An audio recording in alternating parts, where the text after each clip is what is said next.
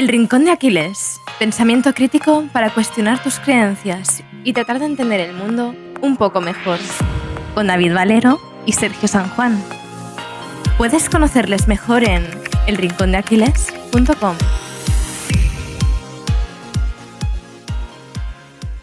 Muy buenas, Sergio. Tenemos dos invitados muy especiales, que bueno, los dos ya son históricos de este podcast. ¿Qué tal, Álvaro Pinteño? ¿Qué tal, Edu Barcheguren? ¿Qué pasa, bienvenidos. Chavales? ¿Qué pasa, chavales? Estoy aquí de siesta. ¿Qué pasa? Qué grande. De hecho, lo primero que le he preguntado a Álvaro, si se acaba de levantar. Porque es que, bueno, no nos estáis viendo, pero es que Álvaro está echado. Bueno, ahora un poco se acaba de levantar un poquito para dar mejor impresión, porque he visto que le he dado al rec y he dicho, bueno, pues si acaso esto se graba. Pero Álvaro, macho, que parece que estás aquí. Bueno, te voy a decir, estás en tu casa, claro, como en tu casa. Es la segunda entrevista del día. Ya te lo he dicho. Aunque parezca que no. Ya.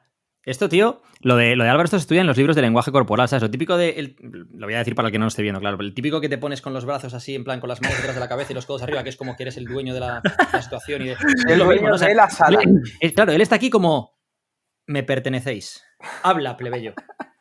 Me gusta que estés cómodo, Álvaro. Vamos a romper el hielo, porque bueno, lo hemos roto un poco ya. Edu le comentaba que se ha hecho vuelta rápida, la putada que nos ha grabado, pero a ver si vuelve a hacer otro récord de vuelta. Vamos a romper el hielo, si os parece. Vamos a hablar un poquito de pensamiento crítico, que ya sabéis que es un tema candente en este podcast. Y tengo una pregunta para los dos. ¿Cómo os informáis? ¿Qué pasos seguís para generaros una opinión sobre cualquier tema?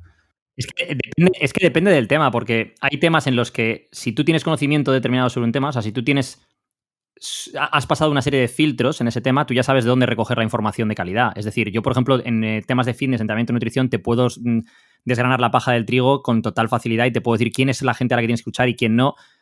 Y sin embargo, me sacas a un tema de, imagínate, de bioquímica, de no sé qué o de tal, y no voy a poder sanar. De hecho, hay una cosa que dice Andy Morgan, el amigo de Alberto, que es que una cosa que le preocupa del podcast de Joe Rogan es que aunque lleva expertos, ¿cómo de expertos son esos expertos? Porque claro, él escucha a gente que son expertos en nutrición, técnicamente, y que dicen unas barbaridades como la copa de un pino, y él lo sabe ver porque entiende de eso en concreto. Entonces, cuando llevan a uno que te habla del cáncer, dices, ¿y este tío cómo sé yo que lo que está diciendo no es una barbaridad como la copa de un pino? Porque el del otro de nutrición dijo una gilipollez como un piano. Entonces, creo que es muy difícil el saber desgranar cuando sales de tu ámbito, de tu burbuja concreta en la cual tienes un nivel de conocimiento superior a la media que te permite saber pues, a quién sí escuchas y a quién no. Ahí hay un punto bastante interesante, porque yo coincido mucho con Edu, que quizás sobre lo que más puedo saber, que tampoco creo que sepa mucho, es sobre dolor, y eso quizás sí lo sé desengranar bastante bien, y a lo que yo recurro sobre todo es a base de datos científicas, PubMed, por ejemplo. Eso ya lleva implícito que sepas saber un pensamiento crítico y saber leer artículos científicos, cosa que tampoco es que sea ningún experto ni sepa. Entonces me suelo... es que me estoy leyendo con el puto chat, tío. Tú no puedes hacer esto. He traído el chat de Etos a ver la podcast, tío.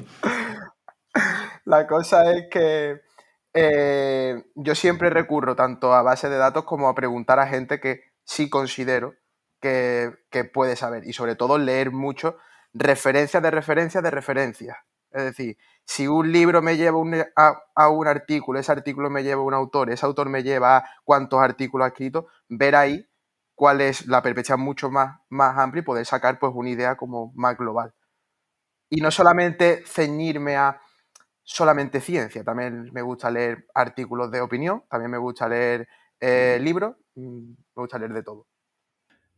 ¿Soléis cambiar mucho de opinión en cuanto a vuestras creencias o sois más defensores de decir, bueno, hasta tener una opinión puedo estar generándola los meses que hagan falta, incluso años, o yo me genero una opinión bastante rápido, pero estoy abierto a cambiar mi perspectiva de esa creencia a lo largo del tiempo? Yo creo que esto depende de los argumentos que te den para que cambies esa creencia y de los argumentos previos que tú tengas. Si tú tienes unos argumentos muy sólidos para tener esa creencia, te los tendrán que desbancar con argumentos aún más sólidos, ¿no? Y eso es uno de los problemas que tenemos hoy en día a la hora de buscar ese pensamiento crítico, ¿no? Que es que hay gente que es muy buena argumentando y además tiene carisma y además sabe expresarse muy bien y no necesariamente sabe mucho del tema en concreto, pero sí sabe manipularlo o manejar eso. Entonces, Y todos tendemos a caer en eso, ¿no? Cuando ves a alguien con mucha confianza de lo que está diciendo, que sabe hilar muy bien un argumento detrás de otro, sabe rebatir muy bien, pues ese es el problema. Y yo creo que cuando entramos en temas, por ejemplo, de política o de opinión pública y demás, es donde lo ves más claro. O sea, ahí al final el que acaba ganando los debates no necesariamente es el que tiene razón, es el que mejor sabe debatir. Esto es como en Estados Unidos los equipos estos de debate en los colegios y las universidades. Dijo, es que parece una chorrada, pero es que no es ninguna chorrada. Yo creo que hay que diferenciar entre tener la mente abierta y otra cosa, tragarte cualquier mierda.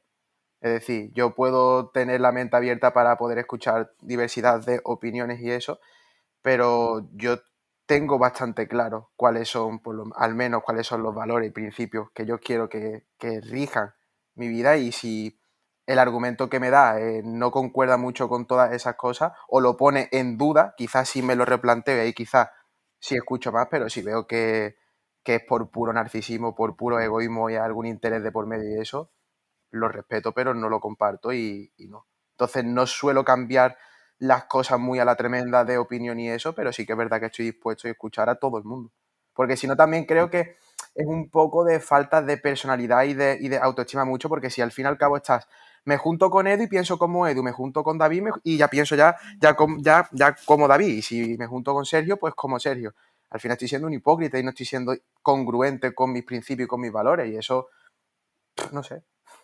Yo ahí no estoy muy de acuerdo, ahora te dejo, Edu. A mí eso me ha pasado, eso que dices, ¿no? No de juntarme con alguien, pero leerme un libro, pensar una cosa, leer otro libro, cambiar mi opinión, leer el tercer libro, cambiar otra vez de opinión. Es en plan de, no me siento yo hipócrita, simplemente estoy teniendo más información que antes no tenía. Eso es lo que digo respecto a tener la mente abierta para poder escuchar diversidad de opiniones y cambiarlas. Pero otra cosa es que tú te identifiques con algo, que ese es el verdadero problema. Ahí es a donde iba a ir yo, con justo los dos argumentos que habéis dicho los dos, los iba a ligar, que es la vida es un juego de incentivos y penalizaciones en el cual dispones de información incompleta. ¿Qué quiero decir con esto? Tú tienes incentivos y penalizaciones para absolutamente todo. Y el problema de cuando tú te casas con un argumento es que hay una penalización muy grande para que cambies de idea. Que esto ocurre mucho, pues lo vemos mucho, por ejemplo, en el tema del fitness, ¿no? Los de la dieta cetogénica, pues aunque se lean algo que diga que la dieta cetogénica no es lo que ellos pensaban y que tal, si ya tiene una marca basada en la dieta cetogénica, venden libros basados en la dieta cetogénica, venden programas basados en la dieta cetogénica y venden camisetas basadas en la dieta cetogénica, pues es una penalización enorme para ellos. Entonces eso requiere de muchísima integridad por parte de esa persona para decir, oye, estaba equivocado con todo esto que dije. Eso le pasó a un tío que era uno de los mayores exponentes del veganismo, Tim Shave, que tenía marcas sobre cosas veganas, que no sé qué, es el de las cuerdas ahora, el que hace lo de las cuerdas y tal. Y este tío, después de 4 años o 5 de vegano y siendo uno de los mayores exponentes a nivel mundial y que tenía marcas de suplementos, de tal, de no sé qué y de todo, pues de repente dijo que no, que volvía a comer carne porque se había dado cuenta de que es que lo necesitaba y que estaba más sano y que no sé qué. Pues eso, yo le escribí le escribí por Instagram, que el tío me contestaba más muy majete y tal, y le dije, hace falta tener muchos huevos para hacer lo que has hecho tú, porque tenías negocios basados en eso, porque tenías unas penalizaciones enormes para tomar esa decisión. Entonces, al final el tema este de los incentivos, penalizaciones y la información incompleta es, en el caso de David, si está leyendo un libro y de repente le dan más información, es fácil cambiar relativamente, ¿no? Si no te has casado con el otro y no tienes una penalización grande, pues puedes cambiar de información. Lo difícil está en cuando tendemos a asociar nuestra identidad a la pieza de información de la que disponíamos antes, la ligamos a eso durante mucho tiempo y entonces nos cuesta mucho decir, vale, es que esto que me están exponiendo, por eso decía yo el tema de los argumentos sólidos, ¿no? Te tienen que exponer los argumentos realmente sólidos, sobre todo cuantas más penalizaciones haya para que cambies de opinión, más sólido tiene que ser el argumento que te lleve. Y luego entramos en la moralidad de cada uno. Hay gente que tiene, pues, digamos, un baremo, una brújula moral X y otra gente que la tiene X-5. Entonces, el que tiene X-5, pues dice, sí, yo ya sé que esto está mal, pero tiqui, tiqui, tiqui, tiqui, y me entra caliente todos los meses. Y hay otros que dicen, no, mira, yo no puedo seguir haciendo esto porque ahora lo creí a pies juntillas durante mucho tiempo, pero ahora me han demostrado que esto no es correcto y tengo que cambiar mi opinión.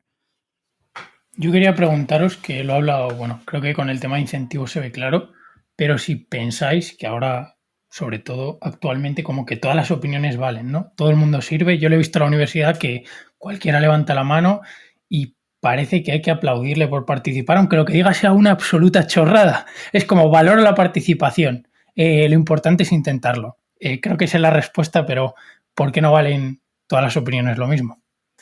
Para mí depende mucho del contexto en que se dé esa opinión. No es lo mismo que tú des una opinión entre colegas y tal y eso, que puedes soltar cualquier barbaridad y cualquier burrada, a que des una opinión donde tu responsabilidad sea aún muy mayor y a lo mejor te estén escuchando oyentes que no sabes qué, y lo mismo por la gilipollez que acabas de decir, como está en esa fase, ¿no? De escucho todo y me creo todo y todo forma parte de mi identidad, pues le estás diciendo lo mismo que, pues yo qué sé, cualquier extremismo, y se lo lleva al pie de la letra y se convierte en ese extremismo y te lo estás cargando literalmente. Yo creo que todas las opiniones valen, y de ahí la libertad de expresión, pero también todas las opiniones pueden estar expuestas a crítica.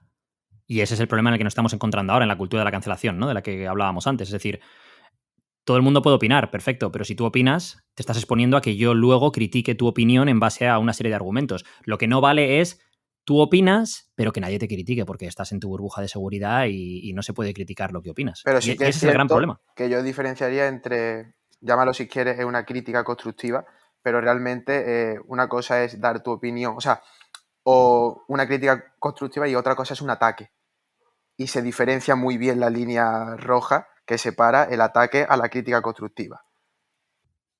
Es que eso yo creo que también tiene que ver mucho con el dominio del lenguaje de la persona. Es decir, tú te puedes encontrar con que yo ponga algo en redes sociales y me llega a alguien y porque no sabe expresarse lo suficientemente bien me hace un ataque y me lo como con patatas y luego dice, bueno, es que yo no te lo he dicho para ofender. Bueno, pues entonces a lo mejor tienes que aprender a escribir antes de dejarme un comentario. O sea, o estás tirando la piedra y escondiendo la mano ahora, o no sabías ni que estabas tirando una piedra porque nadie te ha enseñado a escribir, nadie te ha enseñado a argumentar, nadie te ha enseñado a hacer esas críticas constructivas. O sea, creo que por eso volvía un poco al tema de... hay una cosa que dice Jordan Peterson que dice, si eres bueno escribiendo y eres bueno hablando, el mundo es tuyo. Porque lo que viene a decir con eso es, si eres capaz de argumentar oralmente y por escrito de una forma excelente, el mundo es tuyo. Entonces, ese es el tema. Es que es una cosa que no entiendo por qué en los colegios no se enseña. El otro día estaba viendo un vídeo sobre esto que decía, cuando en el colegio te piden que escribas o que tomes apuntes o que escribas, imagínate, quiero que me escribas sobre no sé qué, sobre tal. La idea no es que escribas. La idea es que aprendes a pensar. La forma más fácil de desarrollar el pensamiento crítico es escribir, porque cuando escribes estás organizando tus ideas. Tú tienes un cacao de ideas en la cabeza tremendo y la única forma que tienes de organizar esas ideas es vía conversación con otra gente, y entonces cuando las dices en alto es cuando te das cuenta de si, oye, pues esto que estoy diciendo no tiene sentido, no lo estoy hilando bien, no sé qué, y tienes capacidad para reevaluarlas y ordenarlas mejor, o escribiendo. La ventaja de escritura es que no necesitas de otra gente y que tienes la capacidad de editar o no. ¿Cuántos de vosotros tres, yo sé que seguro, habéis escrito artículos y cuántas veces habéis tenido que editar el artículo antes de decir este artículo está bien? ¿Qué pasa? Que en la vida hablamos sin edición. Eso es.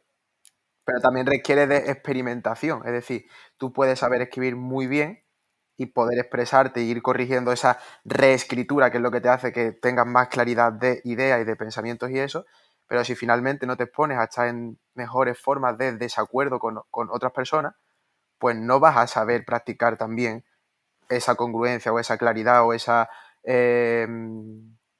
impecabilidad de las palabras, por si lo quieres llamar así, ¿sabes? Es que lo bonito de esto es poder ponerte en los dos lados. Yo me acuerdo cuando yo estudié económicas y en la asignatura, me acuerdo en concreto en economía internacional, nos hicieron hacer, pues en clase tenías que hacer una exposición sobre no sé qué y otra gente te la tenía que debatir y cargársela, básicamente.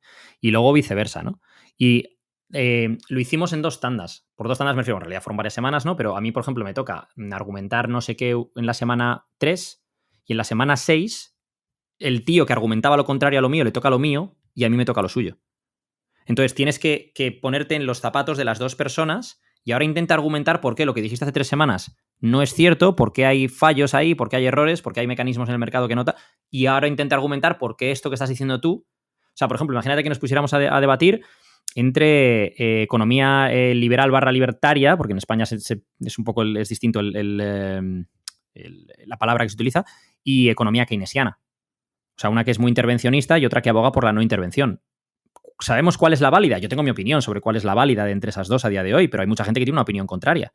Y es una cosa que se sigue debatiendo. Entonces eso, tienes que entrar en... La mejor forma, yo creo, de desarrollar pensamiento crítico sobre ese tema en concreto es ¿por qué no intentas argumentar no solo la parte en la que tú crees, sino cargarte la parte en la que tú crees desde fuera e intentar argumentar la otra? Y entonces es donde vas a ver fallos en ambos o vas a ser capaz de encontrar esos grises entre el blanco y el negro, ¿no? Es que eso es muy interesante, porque al experimentar eso en primera persona, lo que te hace realmente es darte cuenta que quizás tengas más en común con aquellas personas que piensan contrario a ti, pero están dispuestos a estar en desacuerdo y compensar que aquellas personas que no se prestan a ello, es decir, que están tan identificados y arraigados a un extremo que no se disponen a conversar ni a estar en desacuerdo y piensa lo mismo que tú, pero es tan tajante, tan talibán, tan extremista, que quizás no compartes tanto con esa persona aunque piense igual que tú, que con aquella persona que no piensa igual que tú, pero está dispuesta a mantener una conversación en desacuerdo contigo y debatir. Esto, Álvaro, me recuerda a la famosa paradoja de Karl Popper. Debemos tolerar al intolerante y luego, ¿quién dicta lo que es tolerante y lo que no? Porque ahora parece que unos partidos políticos o unos gobiernos dictan lo que es moralmente aceptable y lo que no es moralmente aceptable. ¿Qué opinas, Edu, de si se debe tolerar al intolerante? Es que volvemos a lo mismo. ¿Quién define lo que es intolerante? Es que claro. Es que... O sea, quiero decir, voy a poner un ejemplo. Venga, ya está, vamos a empezar a dar vueltas. Hoy en día definen como intolerante a Vox en los medios y tal y cual. Pero el PSOE le deja a los de ETA hacerle un homenaje a Henri Parot y eso no es intolerante. Ese tío es un asesino. Ese tío mató un montón de gente y se le puede hacer un homenaje. Y sin embargo, va a Vox a quejarse de eso y Vox son los malos, son los intolerantes. O sea, Vox son los intolerantes porque van en contra, hacen una manifestación en contra de que se homenajee a un terrorista que mató a un montón de inocentes. Entonces, ¿pero de qué estamos hablando? Entonces creo que hoy en día se está... Bueno, creo que un problema que tenemos en España hoy en día es que en general la política está escorando mucho hacia la izquierda y cualquier cosa que no tire hacia la izquierda ya se considera muy de derecha. Entonces, por ejemplo, a Vox se le considera extrema derecha cuando yo creo que si ves su ideario político no son un partido de extrema derecha, son un partido conservador y ya está. O sea, es porque, por ejemplo, cuando dicen, no, es que pero la inmigración, hablan de inmigración ilegal, de regular la inmigración ilegal, no la inmigración. No, pero es que dicen, pues, o sea, es que dicen esto otro. Pueden tener cosas que yo no estoy de acuerdo con ellos, pero no son un partido de extrema derecha. El problema es que ahora mismo incluso el PP, que era el partido técnicamente de centro-derecha, no es de centro-derecha ya. Tira más al centro-izquierda, viendo cómo se comportan determinadas cosas, porque intenta alejarse de Vox políticamente y que no se le asocie a ellos. El PSOE, que era centro-izquierda, tira más hacia la izquierda. Pero es que el PSOE, un segundo, el PSOE se ha ido más hacia la izquierda en el momento en el que empieza a hacer acuerdos con un partido que se denomina a sí mismo como Partido Comunista. Que eso es extrema izquierda. Y eso es otro de los problemas, ¿no? Hablando de, por ejemplo, comunismo, nazismo, etcétera. Creo que aquí todos estamos de acuerdo, y en cualquier sitio del mundo, en que pues el nazismo es algo a abolir, es algo tremendamente, pues, no sé cómo describirlo, ¿no? Pero eso, o sea, todo el mundo está de acuerdo en que es el mal encarnado, ¿no? Me alucina que a día de hoy el comunismo la gente no lo vea de la misma manera.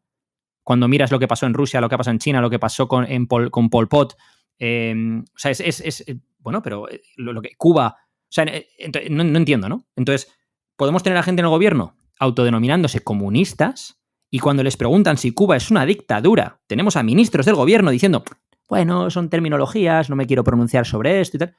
Pero luego le dicen a uno que dice que, oye, que la inmigración hay que controlarla porque pues, esto, pues bueno, me parece bastante lógico y tal, que son unos racistas y que y que hay que ponerles un cordón sanitario y que son de extrema derecha. Entonces, ¿quiénes son? O sea, ¿quién define quiénes son? O sea, ¿quién define quiénes son los extremistas? ¿Quién define quiénes son? Al final, el problema de todo esto es que lo definen la opinión pública. Y la opinión pública la controlan los medios. Y si los medios son subvencionados por este o por el otro, pues los medios dirán lo que este o el otro quieren que le diga. ¿Por qué? Porque ahí está el incentivo y la penalización. Porque ¿quién me está dando dinero? Pues y la educación también.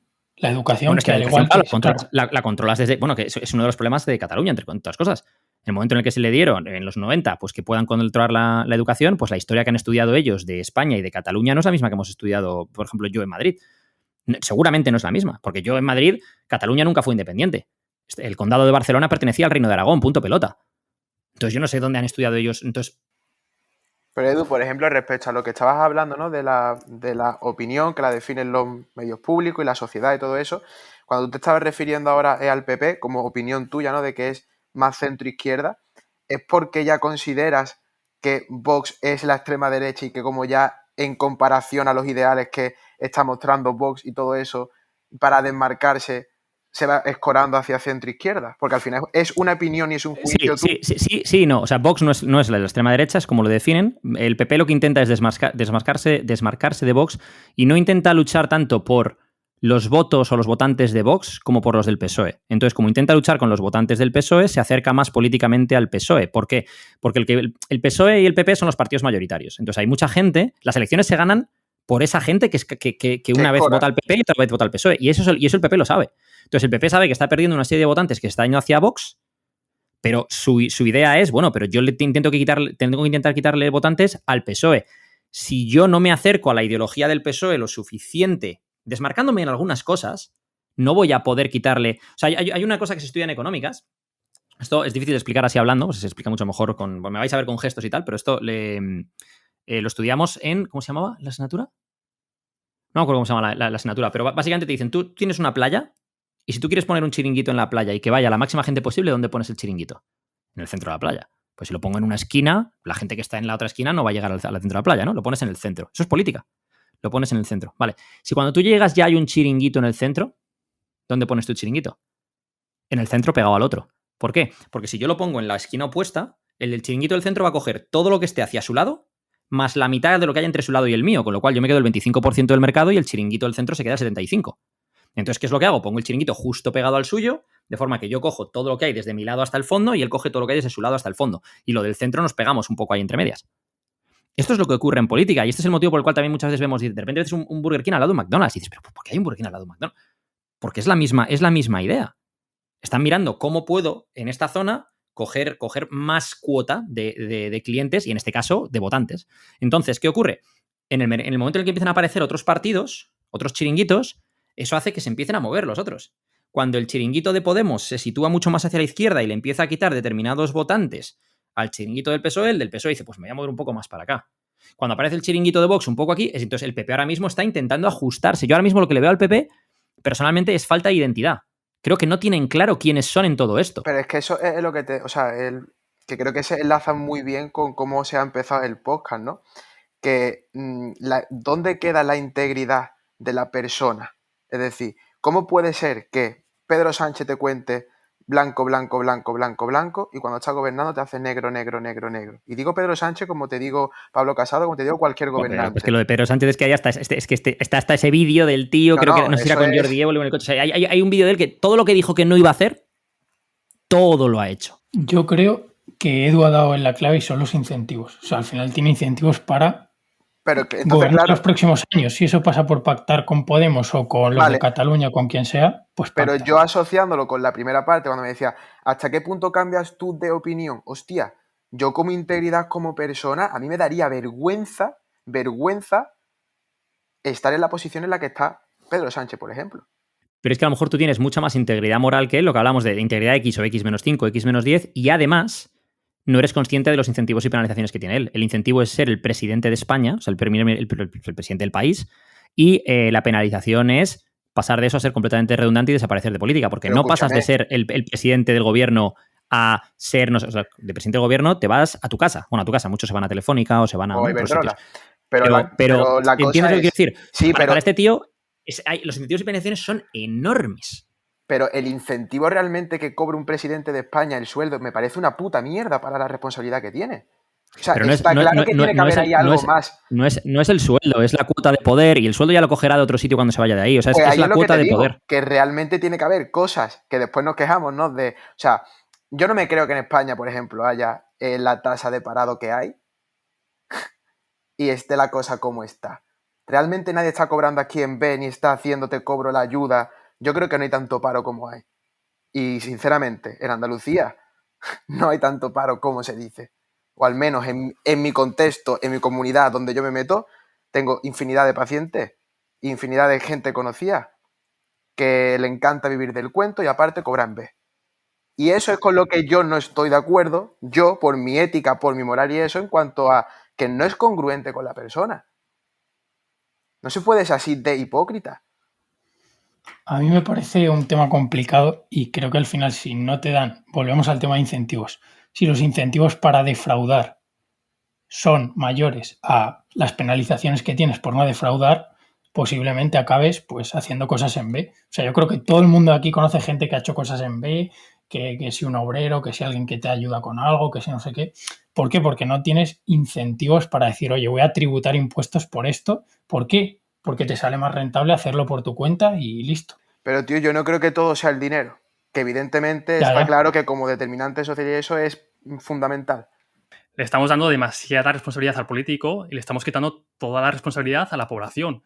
Al final es la falta de introspección y de autocrítica bondadosa hacia uno mismo y darse cuenta de que si se desnuda al espejo quizás tiene unas grandes verdades dolorosas que tiene que aceptar. ¿Y qué pasa? Que es mucho más fácil recibir el cariño, atención y simpatía de un lobby de Twitter o de un grupo sectario, de una identidad, llámalo X, como lo quiera categorizar, que reconocer que quizás tengo una serie de problemas que no quiero afrontar y confrontar en el corto plazo y que me es más fácil en el largo plazo es mantenerme en esa burbuja, en ese colectivo, llámalo X. Entonces, cuando una persona sale votada, yo por supuesto pienso que es responsabilidad de los ciudadanos que lo votan.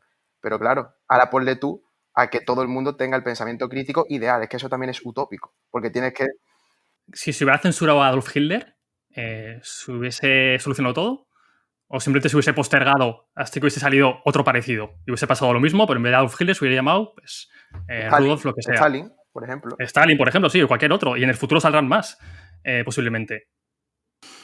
A ver, al final, pues que aquí hay muchos melones que cortar. Pero o sea, lo de Hitler es un tema, ¿y cuánta culpa tuvieron los aliados por cómo dejaron a Alemania y la deuda tremenda que tenía Alemania después de la Primera Guerra Mundial? O sea, ¿cuánta culpa fue de la coyuntura que le permitió a Hitler buscar ese enemigo común fuera de Alemania para que los alemanes se aliasen contra eso? Y ese enemigo común dentro de Alemania, que en este caso eran los banqueros judíos que prestaban el dinero porque la gente no podía vivir por el tema de la hiperinflación, etcétera, etcétera. O sea, quiero decir, el tema de esto, volvemos a incentivos y penalizaciones. O sea, es que la vida es incentivos y penalizaciones y luego información más completa o más incompleta y tu capacidad de procesamiento de esa información. Es decir, vamos a entrar en capacidad de procesamiento de la información. Por un lado, pues el procesador con el que vengas de serie, que seas más o menos inteligente de base, que eso es un tema genético, aunque a la gente le guste más o le guste menos. No es que no somos todos iguales, mira, es que es así, ¿sabes? Hay gente más inteligente y menos inteligente. Y luego la formación a la que han tenido acceso unos u otros. Hoy en día eso no es excusa, porque es que hoy en día puedes aprender en YouTube. Es decir, o sea, eso era excusa hace un montón de años cuando la información había que pagarla y a través de universidades, a través de educación privada, a través de tal. Hoy en día esa información está accesible prácticamente en cualquier lado, ¿no? Entonces, que seas capaz de procesarla o que le quieras dedicar el tiempo a procesarla, ya eso es una cosa de tuya propia y de tu responsabilidad a la que tú quieras asumir, ¿no? Pero volviendo al tema de incentivos y penalizaciones, cuando antes hemos comentado fuera de cámara, fuera de micrófono, el tema de las vacunas y tal. Y yo personalmente veo muchísima gente que se vacuna por presión social o porque la gente dice o porque tal, y no porque quieran hacerlo ellos. Entonces, hablamos de incentivos y penalizaciones. Si hay tanta gente... Yo he hablado con gente que me dice que no cree que deba vacunarse por su edad, por su rango de edad, por su tal, por su no sé qué, pero que lo hace porque es lo que toca, o es lo que han dicho, o es que si no, no voy a poder viajar, o es que si no... Es en plan... Entonces, ¿cuál es el problema? O sea, el problema está en una población dócil que está dispuesta a pasar por el aro para no perder determinadas... por las penalizaciones que pueda haber. Y entonces paso por el aro. Porque claro, es muy fácil hablar de... Señalo, por ejemplo, a Pedro Sánchez, que tiene unas penalizaciones y unos incentivos descomunales, pero yo en mi día a día, mínima penalización social y caigo. ¿Sabes lo que quiero decir? Y eso pasa con casi todo el mundo. Entonces, pues bueno, al final creo que, pues sí, la parte de introspección, de miras hacia uno mismo y decir, vale, pero tú realmente eres congruente con lo que dices que haces. O sea, tú, por ejemplo, si dices, no, es que yo no quería, vale, pero cuando te toca realmente no caer, te posicionas públicamente o te posicionas en contra de familia y amigos y dices, hostia, no, mira, yo esto es en lo que creo y a tomar por culo. Eso es lo que decía Krishnamurti, ¿no? Que el problema de la sociedad es el problema del individuo. Una vez que el individuo tenga su habitación limpia, como decía Jordan Peterson, ¿no? Pues posiblemente el problema de la sociedad se desvanezca. Antes de arreglar el mundo empieza por limpiar tu habitación, ¿no? Y haz tu cama. Entonces, el tema de todo esto, volvemos a lo mismo, ¿no? Entonces, esto es un juego con determinadas reglas. Ayer tuve una conversación con un amigo mío que me dijo una cosa muy interesante, que me dijo, el mundo en el que vivimos, dice, tú y yo ahora vivimos en un momento histórico determinado, que está determinado por pues, el momento del tiempo en el que vivimos, por el espacio gravitacional en el que vivimos, es decir, tú te vas de la Tierra, de años luz y no sé qué, pues el tiempo pasa de otra manera, y está determinado por 3 factores. Está determinado por el mundo físico, el mundo legal y el mundo digital. ¿Qué quiero decir con esto? El mundo legal, si estamos en el mundo físico, todo el mundo en el que está en el planeta Tierra ahora mismo en este momento del tiempo. Pero la legalidad en Corea del Norte es completamente distinta a España y la legalidad determina el mundo físico. Es decir, cambios legales que muchas veces parten de cambios del lenguaje. Por eso una de las cosas que insiste mucho Jordan Peterson, ¿no? El lenguaje determina el pensamiento igual que el pensamiento determina el lenguaje. En cuanto empiezas a cambiar el lenguaje, eres capaz de cambiar el pensamiento, porque empiezas a cambiar en todas cosas la legalidad y eso cambia el mundo físico. Y luego tenemos el mundo digital, que es como una especie de submundo en el cual la gente tiene una especie de alter ego y les preocupa muchísimo cómo ese avatar que tienen en redes sociales, pues cómo es percibido por otra serie de avatares o de gente o lo que sea, ¿no?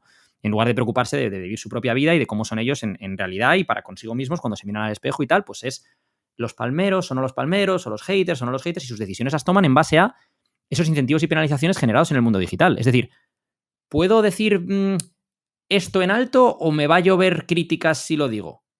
Si digo esto, ¿me van a llegar palmas? Si hago no sé qué... Y mucha gente vive su vida de esa manera. Entonces, bueno, ¿cómo podemos nosotros cambiar esto a título personal para intentar buscar soluciones?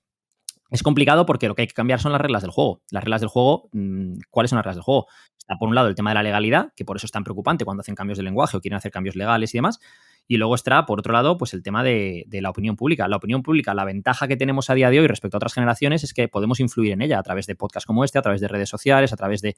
En nuestra pequeña burbuja de poder, en nuestra pequeña parcela de gente que nos escucha, ¿no? No puedes influir a grandes niveles a lo mejor, pero sí en pequeñas parcelas, y esas pequeñas burbujas pueden ir acumulándose y creando mayores burbujas, ¿no? Mientras que antes ese coto estaba completamente dominado por los dueños de las cadenas de televisión, los dueños de las cadenas de radio, los productores de películas y demás. Entonces, pues lo que yo recomendaría en este caso a la gente que quiera hacer un cambio es empieza por tu casa, como dice Jordan Peterson, empieza por limpiar tu habitación y tal.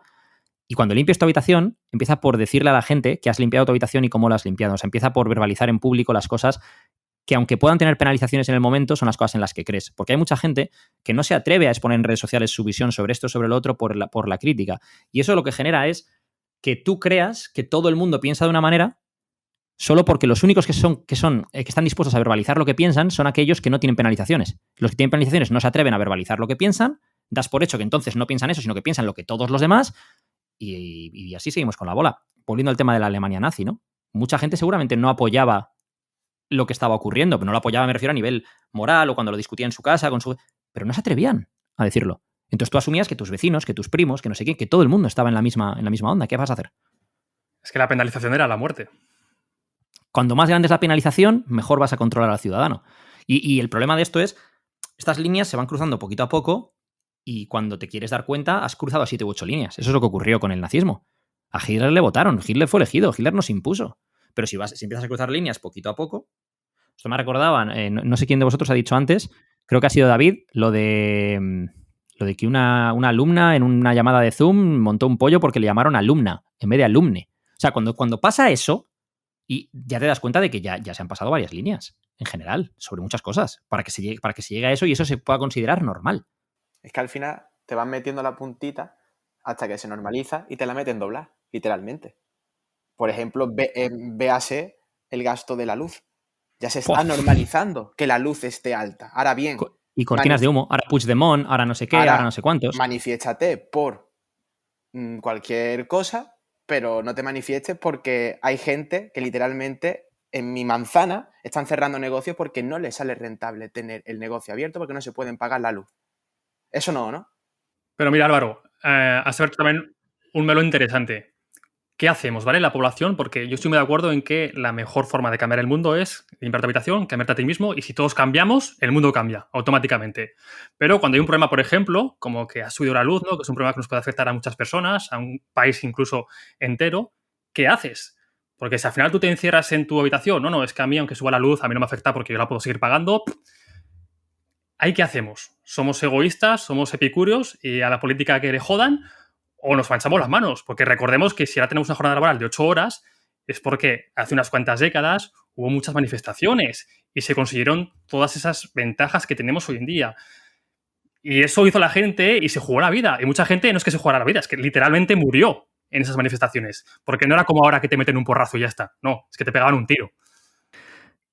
Bueno, estamos en el chat comentando alguna cosa sobre esto, ¿no? De lo que estaba diciendo David y estábamos comentando que, pues este tema, ¿no? La gente que pretende ser un ser de luz porque no, yo no a mí la política me da igual y a mí lo que realmente me... Y es en plan, no te das cuenta de que la política determina el mundo, lo que hablamos antes, el mundo legal, y el mundo legal determina el mundo físico. Es decir, aunque tú seas un avestruz y quieras meter la cabeza en la tierra, que tú metas la cabeza en la tierra no va a cambiar lo que ocurre a tu alrededor. Simplemente va a hacer que tú no lo veas o no lo escuches. Pero tarde o temprano te va a llegar y te va a llegar a ti, le va a llegar a tu familia, te le va a llegar a tus amigos y demás. Y ese es el problema, ¿no? Porque yo veo mucho... Es que luego, por ejemplo, últimamente estoy más en Twitter. Y en Twitter hay cosas maravillosas y hay cosas que dices, tío, bueno, hay locos. En Twitter está el Edu anglosajón, ¿no? Por lo que he visto ahora. En Twitter estoy ahí dándole cañita en inglés, sí. Y el tema de Twitter es... En Twitter está muy de moda para conseguir un tweet viral en plan, opinión poco popular, lo que sea. Y yo lo he utilizado eso, decir opinión poco popular y lo que sea. Life hack, lo que sea. No sé qué tal. Life hack. Líbrate del estrés no viendo las noticias. Ya, pero si no veo las noticias, tampoco sé lo que está pasando en el mundo. Ya, pero es que las noticias son todo cosas negativas. Vale, pero yo no tengo la capacidad crítica para poder ver las noticias, enterarme de lo que está pasando y yo decidir si eso me afecta en mi día a día más o menos. Es decir, la solución es Hostia, Edu, yo vaya centrarme solo en lo que ocurre en mi burbuja, no opinar de absolutamente nada de lo que ocurre a mi alrededor, por ejemplo, a nivel nacional, a nivel internacional, porque de esa forma soy un ser de luz mucho más feliz y mi meditación es mucho más arcoíris. O sea, quiero decir, o sea, hay un punto aquí en el cual si miras hacia otro lado, ¿eres o no eres parte del problema?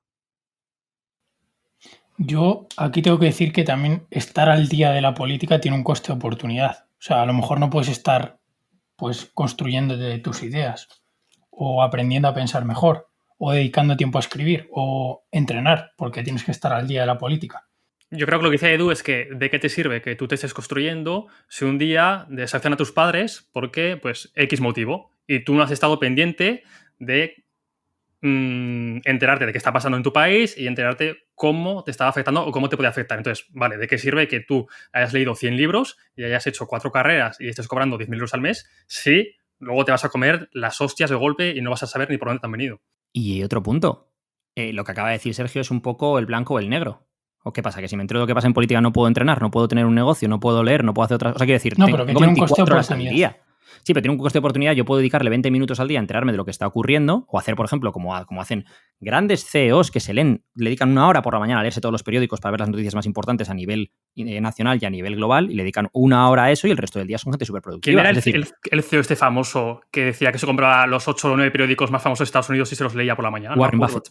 Creo que es Warren Buffett el que lo hace. Sí, puede ser. Y si Warren Buffett, que es el mejor inversionista de la historia, puede hacer eso, pues seguramente yo también puedo. O sea, quiero decir, a lo mejor no a ese nivel, pero creo que hemos entrado mucho en ese... Es que también tenemos muchas dicotomías hoy en día en las redes sociales. Es o haces esto o haces lo otro.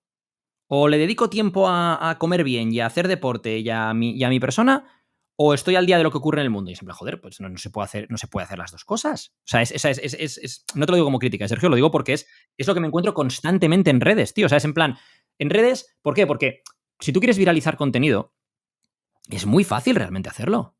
Ponte en un polo, uno de los polos, y te va a salir gente que apoya el polo y gente que está en contra del polo. Si tú te pones en un punto intermedio, en un gris, que es donde el sentido común suele estar, es más difícil viralizar.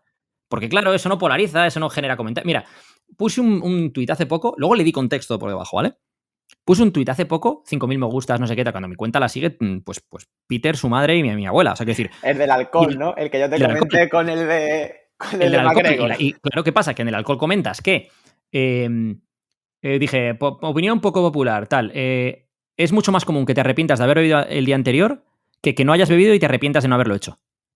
Y luego puse una serie de tweets debajo explicando, diciendo, con esto lo que quiero decir es que estamos como muy condicionados socialmente a que el alcohol sea parte de nuestra vida, lo normalizamos por completo y entonces muchas veces caemos en que tengo que hacerlo porque lo hace la gente a mi alrededor, en lugar de decidir de forma consciente. Lo cual no quiere decir que nunca te quieras beber una copa o que nunca hay momentos para beber una copa, para tal, para lo que sea.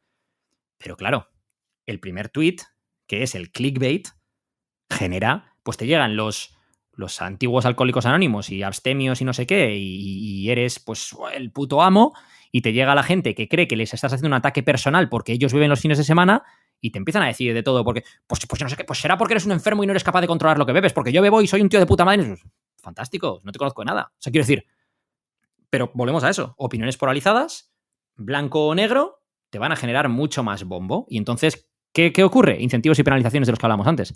Toda la gente que crea contenido y que crea contenido con determinado volumen de seguimiento buscan tener un contenido que tiene que genera eso. Entonces, por eso ves las beefs entre gente, que luego no es beef ni es nada, que se lo han montado entre ellos una película para ver si consiguen más atención.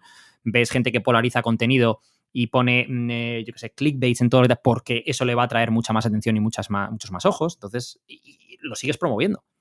De hecho, Edu, ayer escuché el último podcast de Jaime Rodríguez Santiago, no sé si lo conocéis, Kaizen, y hablaba sobre la felicidad, sobre qué decía la ciencia, ¿no? De cómo podíamos ser felices.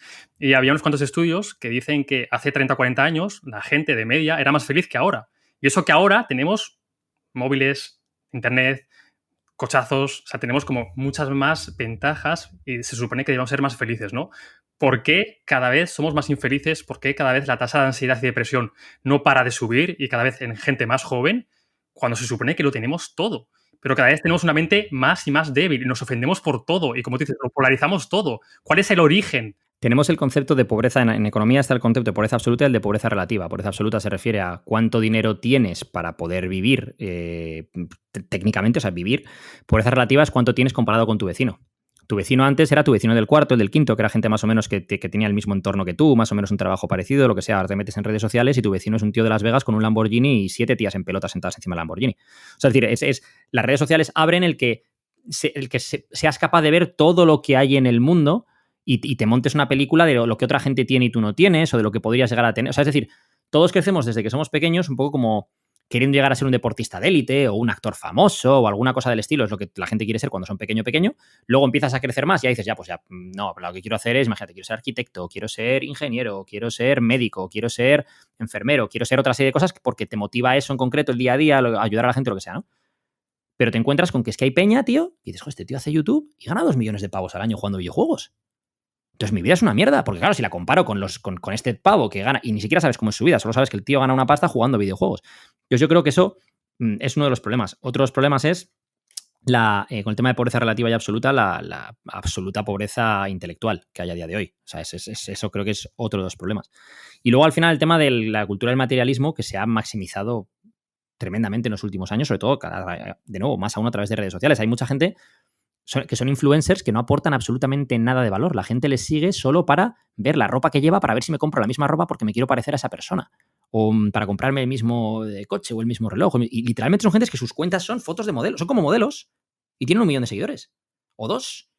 Y dices, pero ¿esto cómo puede ser? Y luego ves otras cuentas que aportan un montón de valor y sin embargo no tienen ese seguimiento porque no están dándole a la gente ese hit de dopamina, ese tal, lo que sea que están buscando en ese momento. Entonces, pues creo que las redes sociales es una herramienta tremendamente positiva o tremendamente negativa según cómo la quieras usar.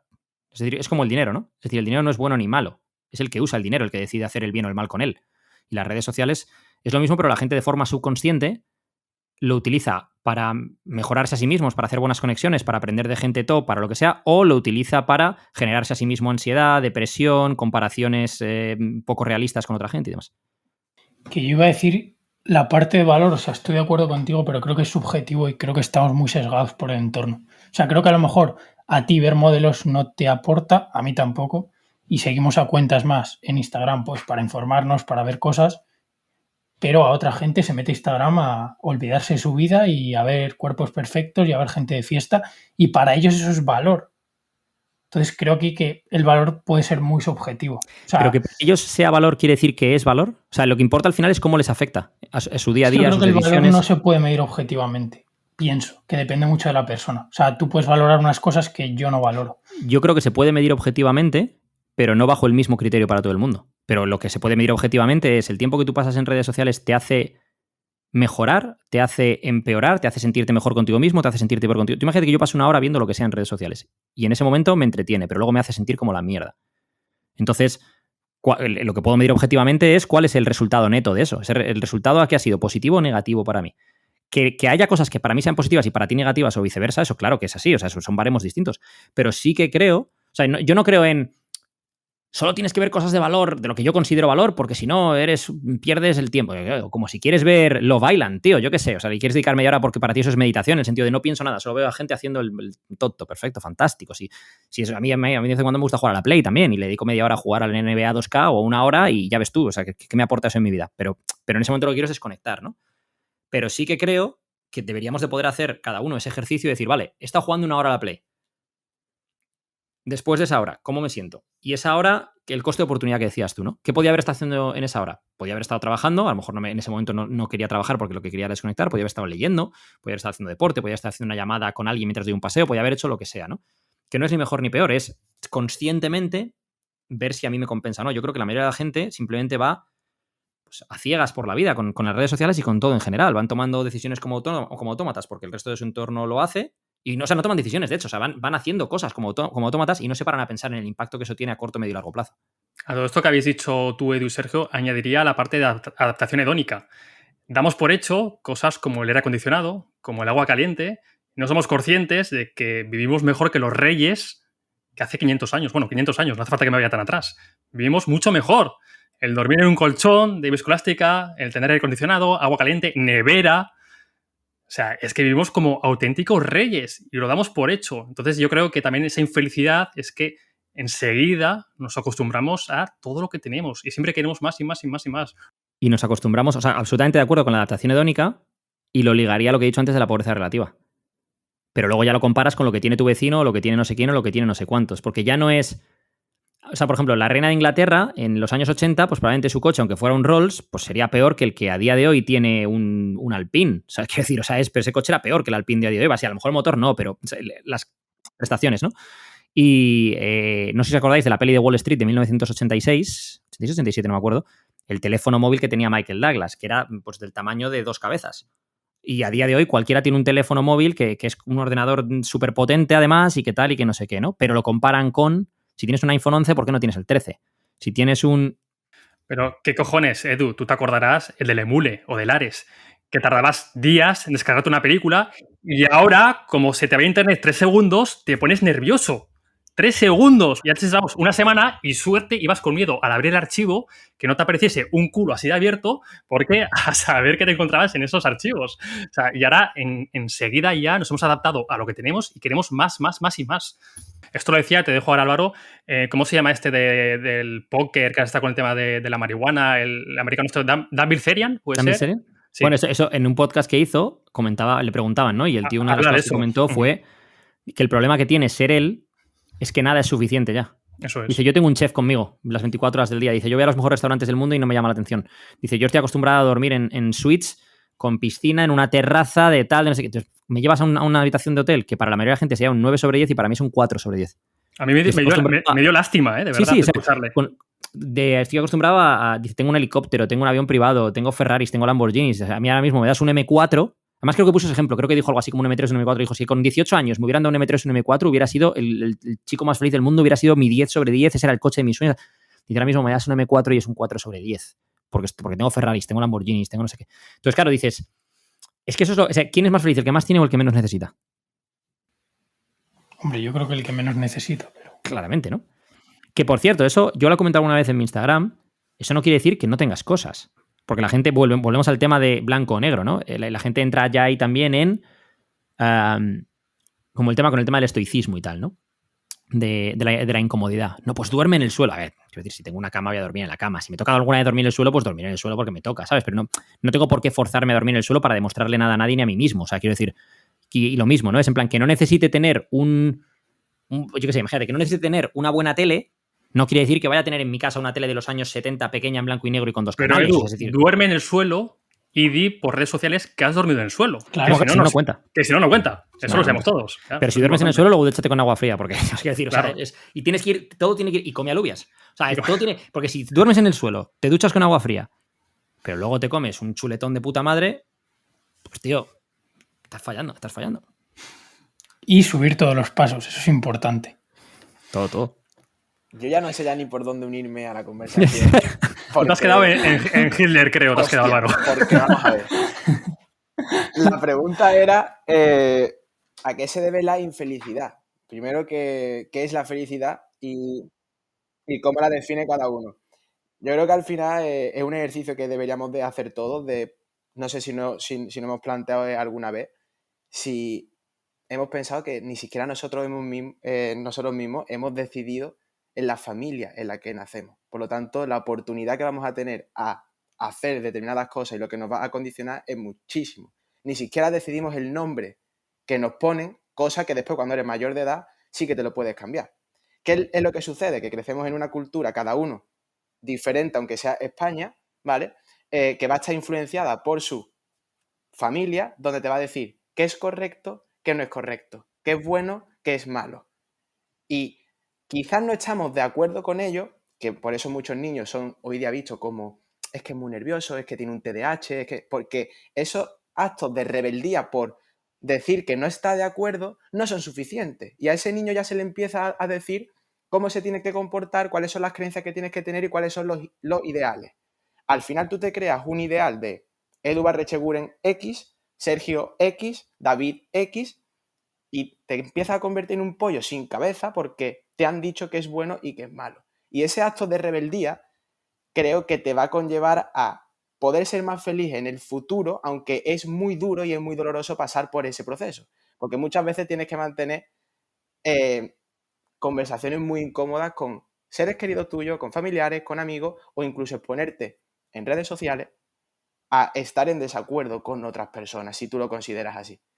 Entonces, la felicidad y por qué somos infelices, por aportar algo diferente a la adaptación hedónica y todas las cosas que ya se han dicho, creo que va un poco porque no tenemos los huevos suficientes para mantener conversaciones incómodas con nosotros mismos y de no pararnos a pensar y decir que si lo que estoy haciendo lo estoy haciendo por satisfacer a otras personas y no a mí mismo. Vale, yo quería preguntaros si tuvierais que dar una definición de felicidad o qué es para vosotros la felicidad, ¿cuál sería? Dormir tranquilo y la conciencia limpia. Para Estar ti, en paz Edu. contigo mismo y tener propósito. Necesitas ambas cosas, yo creo. Si no estás en paz contigo mismo, por mucho que tengas propósito, pues complicado. Y si no tienes propósito, o sea, imagínate, duermo tranquilo, lo que decía Álvaro, creo que ese es uno de los requisitos, que es el estar en paz contigo mismo.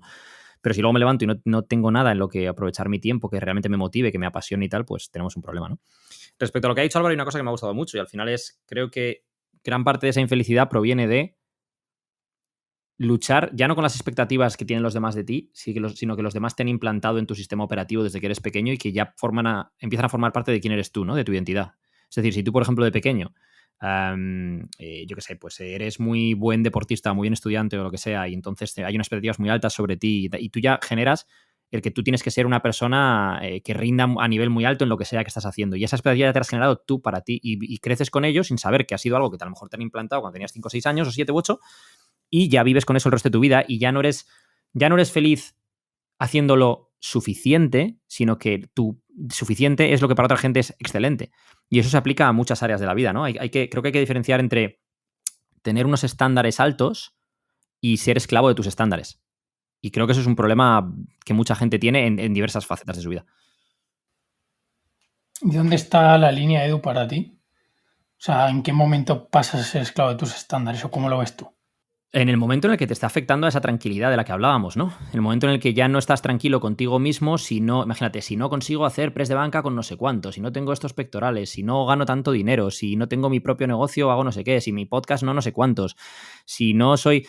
o sea, si entras en un momento en el cual hay una serie de cosas que tienes que hacer como una checklist para cumplirlo, porque si no cumples con eso, te estás fallando a ti mismo. Ya no es que le falles al mundo, te estás fallando a ti mismo. Entonces eso es un problema. O sea, cuando tienes que impresionarte, entre comillas, a ti mismo porque tienes unas expectativas, o ya no impresionarte, lo que haces a lo mejor es impresionante, pero para ti mismo no lo es porque tus expectativas son tremendamente altas, creo que ahí es donde hay un problema. Y el problema no está en esos estándares, o sea, que a lo mejor te va fantástico el tener eso para tener mucho éxito, por ejemplo, financiero o éxito a nivel social dentro de la jerarquía social, ¿no? El problema está en si tú estás siendo fiel a ti mismo y estás disfrutando de tu vida, al fin y al cabo. Es decir, al final... Si tú sobre un papel tienes un montón de accomplishments, un montón de, ¿cómo se dice esto en español? Un montón de cosas que has conseguido, ¿no? Sí, de logros. De logros, eso es, un montón de logros.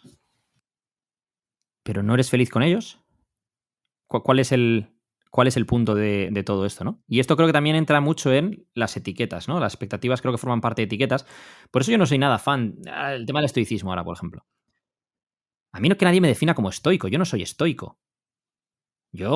Hay cosas del estoicismo que me gustan y hay cosas de yo qué sé, digamos, de la cultura judeocristiana que me gustan y hay cosas de los epicúreos que me gustan y hay cosas de diversas fuentes.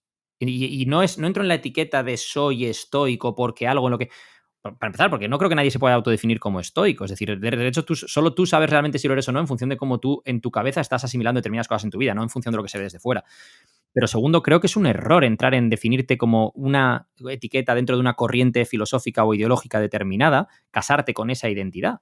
Pero o sea, ¿y al quién final define que el estoicismo es mejor que cualquier otra cosa, como por ejemplo la religión cristiana? Si comparten ideales y comparten valores. ¿Y por qué no utilizas herramientas? ¿Por qué el estoicismo no es una herramienta para ti en un momento es un martillo cuando tienes que clavar un clavo y en otro momento necesitas un destornillador? Porque a lo mejor el que es muy estoico luego es un infeliz. Porque no es capaz de disfrutar de determinados momentos de la vida, porque es que no, porque esto es... yo no busco el placer. O sea, esto es un... ¿cómo era lo de los...? Indiferente. Es un indiferente. Pues, dentro Yo de los preferidos... Y es en plan, bueno, pero vamos a ver. O sea, es decir, ¿y eso quiere decir que el placer como tal es malo? ¿O quiere decir, porque no, es que también hay placer en el saber rechazar el placer? Ya, y también hay placer en el placer en sí. O sea, quiere decir que es que toda moneda tiene dos caras y digamos, desde el blanco al negro hay un montón de grises, y yo creo que el entrar en una filosofía, por ejemplo, determinada que te define, que te da identidad, puede ser útil en un momento del tiempo en el que necesites, por ejemplo, salir de un hoyo. Por ejemplo, meterte muy de fondo en el estoicismo en un momento de tu vida en el cual necesitas salir de un hoyo te puede dar la fuerza para salir de ese hoyo, pero una vez has salido de ese hoyo a lo mejor te quedas con que algunas herramientas son útiles, pero que tu vida no es eso, ¿sabes? Pero mira, Edu, esto justo lo hablamos hace poco con Jimmy Atienza, que además sé que lo conoces. Hablamos del estoicismo, ¿no? Y Jimmy sí que se definía a sí mismo como estoico. Obviamente sabía que las etiquetas pues muchas veces te limitan, ¿vale? Pero también la etiqueta es una herramienta de lenguaje. Si yo me quiero presentar a ti, porque tú no me conoces, Edu, y te tengo que decir realmente qué es lo que pienso, qué es lo que me cabeza con todos los matices, pues puedo necesitar horas simplemente para que tú te hagas un poco una idea de qué hay dentro de mí o cómo son mis pensamientos. Si yo te digo que soy estoico o que me gusta la filosofía estoica, obviamente, si entramos en la parte filosófica, yo no soy estoico. Ese es un matiz importante. ¿Eres estoico o te gusta la filosofía estoica?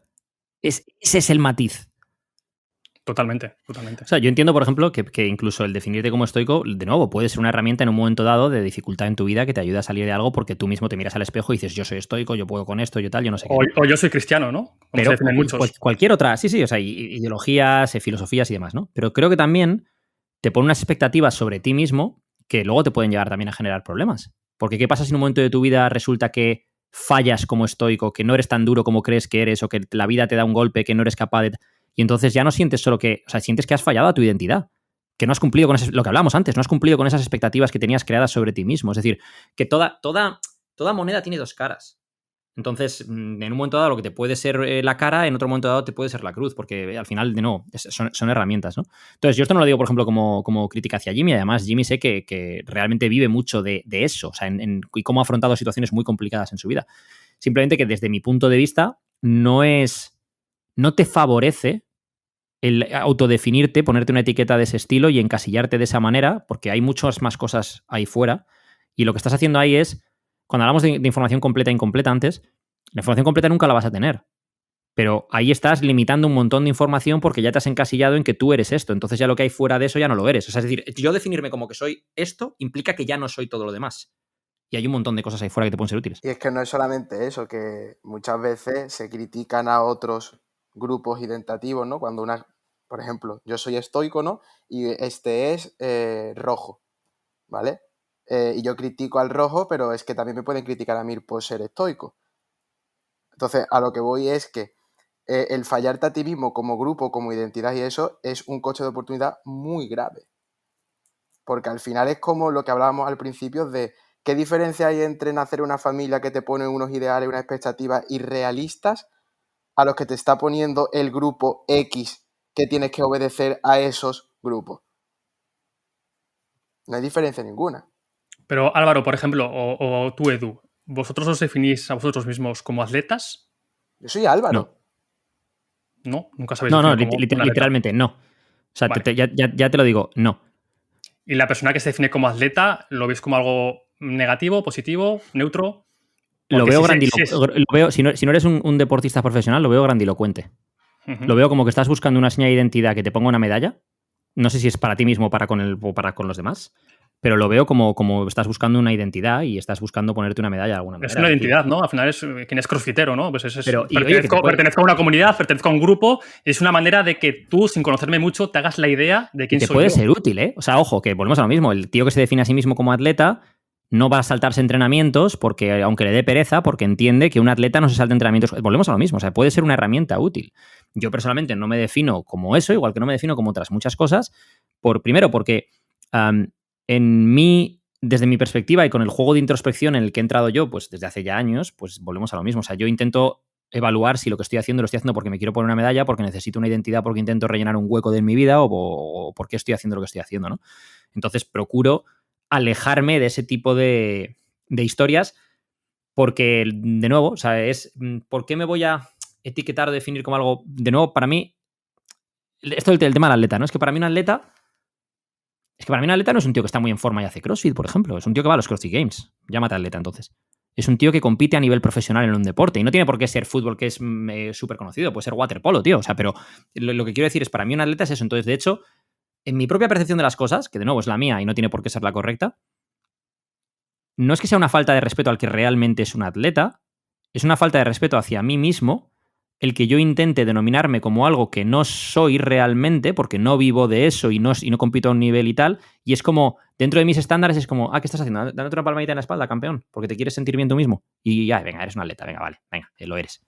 O sea, no sé si me explico. Al final, Edu, eso que tú argumentas se justifica con la propia neurofisiología y lo que subyace atrás. Hay un concepto que se llama dolor social, que no es más que cuando yo quiero pertenecer a un grupo X y siento ese rechazo y no puedo pertenecer a ese grupo X, en nuestro cerebro no hay ninguna diferencia cuando te caes y tienes una herida o te cortas y lo que experimenta la persona cuando está siendo rechazada. Entonces, el autodenominarse atleta, estoico, crofitero, como sea, tiene un fin y es que es evitar el sufrimiento de esa persona. Y creo que todos hemos cometido ese error en algún momento de nuestra vida, sea adolescente, sea con más maduro o ahora mismo, porque es biología pura, evolutiva, y tenemos que aceptar también eso. Yo es que la forma en la que lo veo esto, con lo que estabas diciendo ahora, es como el Be Water, My Friend de Bruce Lee, ¿no? Es en plan, ¿qué eres, el contenido o el continente? ¿Qué eres, el agua que puede ser esto y puede ser lo otro o eres el jarrón? Definirte como atleta es el jarrón, definirte como estoico es el jarrón. Yo no soy el jarrón, yo soy el agua. Eso es. Yo soy Álvaro, yo soy Y Edu. me puede gustar esto, me puede gustar lo otro y me puede gustar esto hoy y mañana tal. Y dentro de eso, el agua... Es que, entonces, ¿qué eres? ¿Maleable? No. El agua es H2O. Define lo que es tu H2O. ¿Qué componentes te rigen a ti? Pues a mí me rige el honor, la integridad, no sé qué, y te rige una serie de principios. Y esos principios son los que te rigen, y eso es lo que es inamovible. Todo lo demás son etiquetas, son colores, son otras historias, pero no es lo que tú eres como persona, no sé si me explico. Sí, perfectamente. Para mí. Lo del H2O creo que ha quedado muy claro.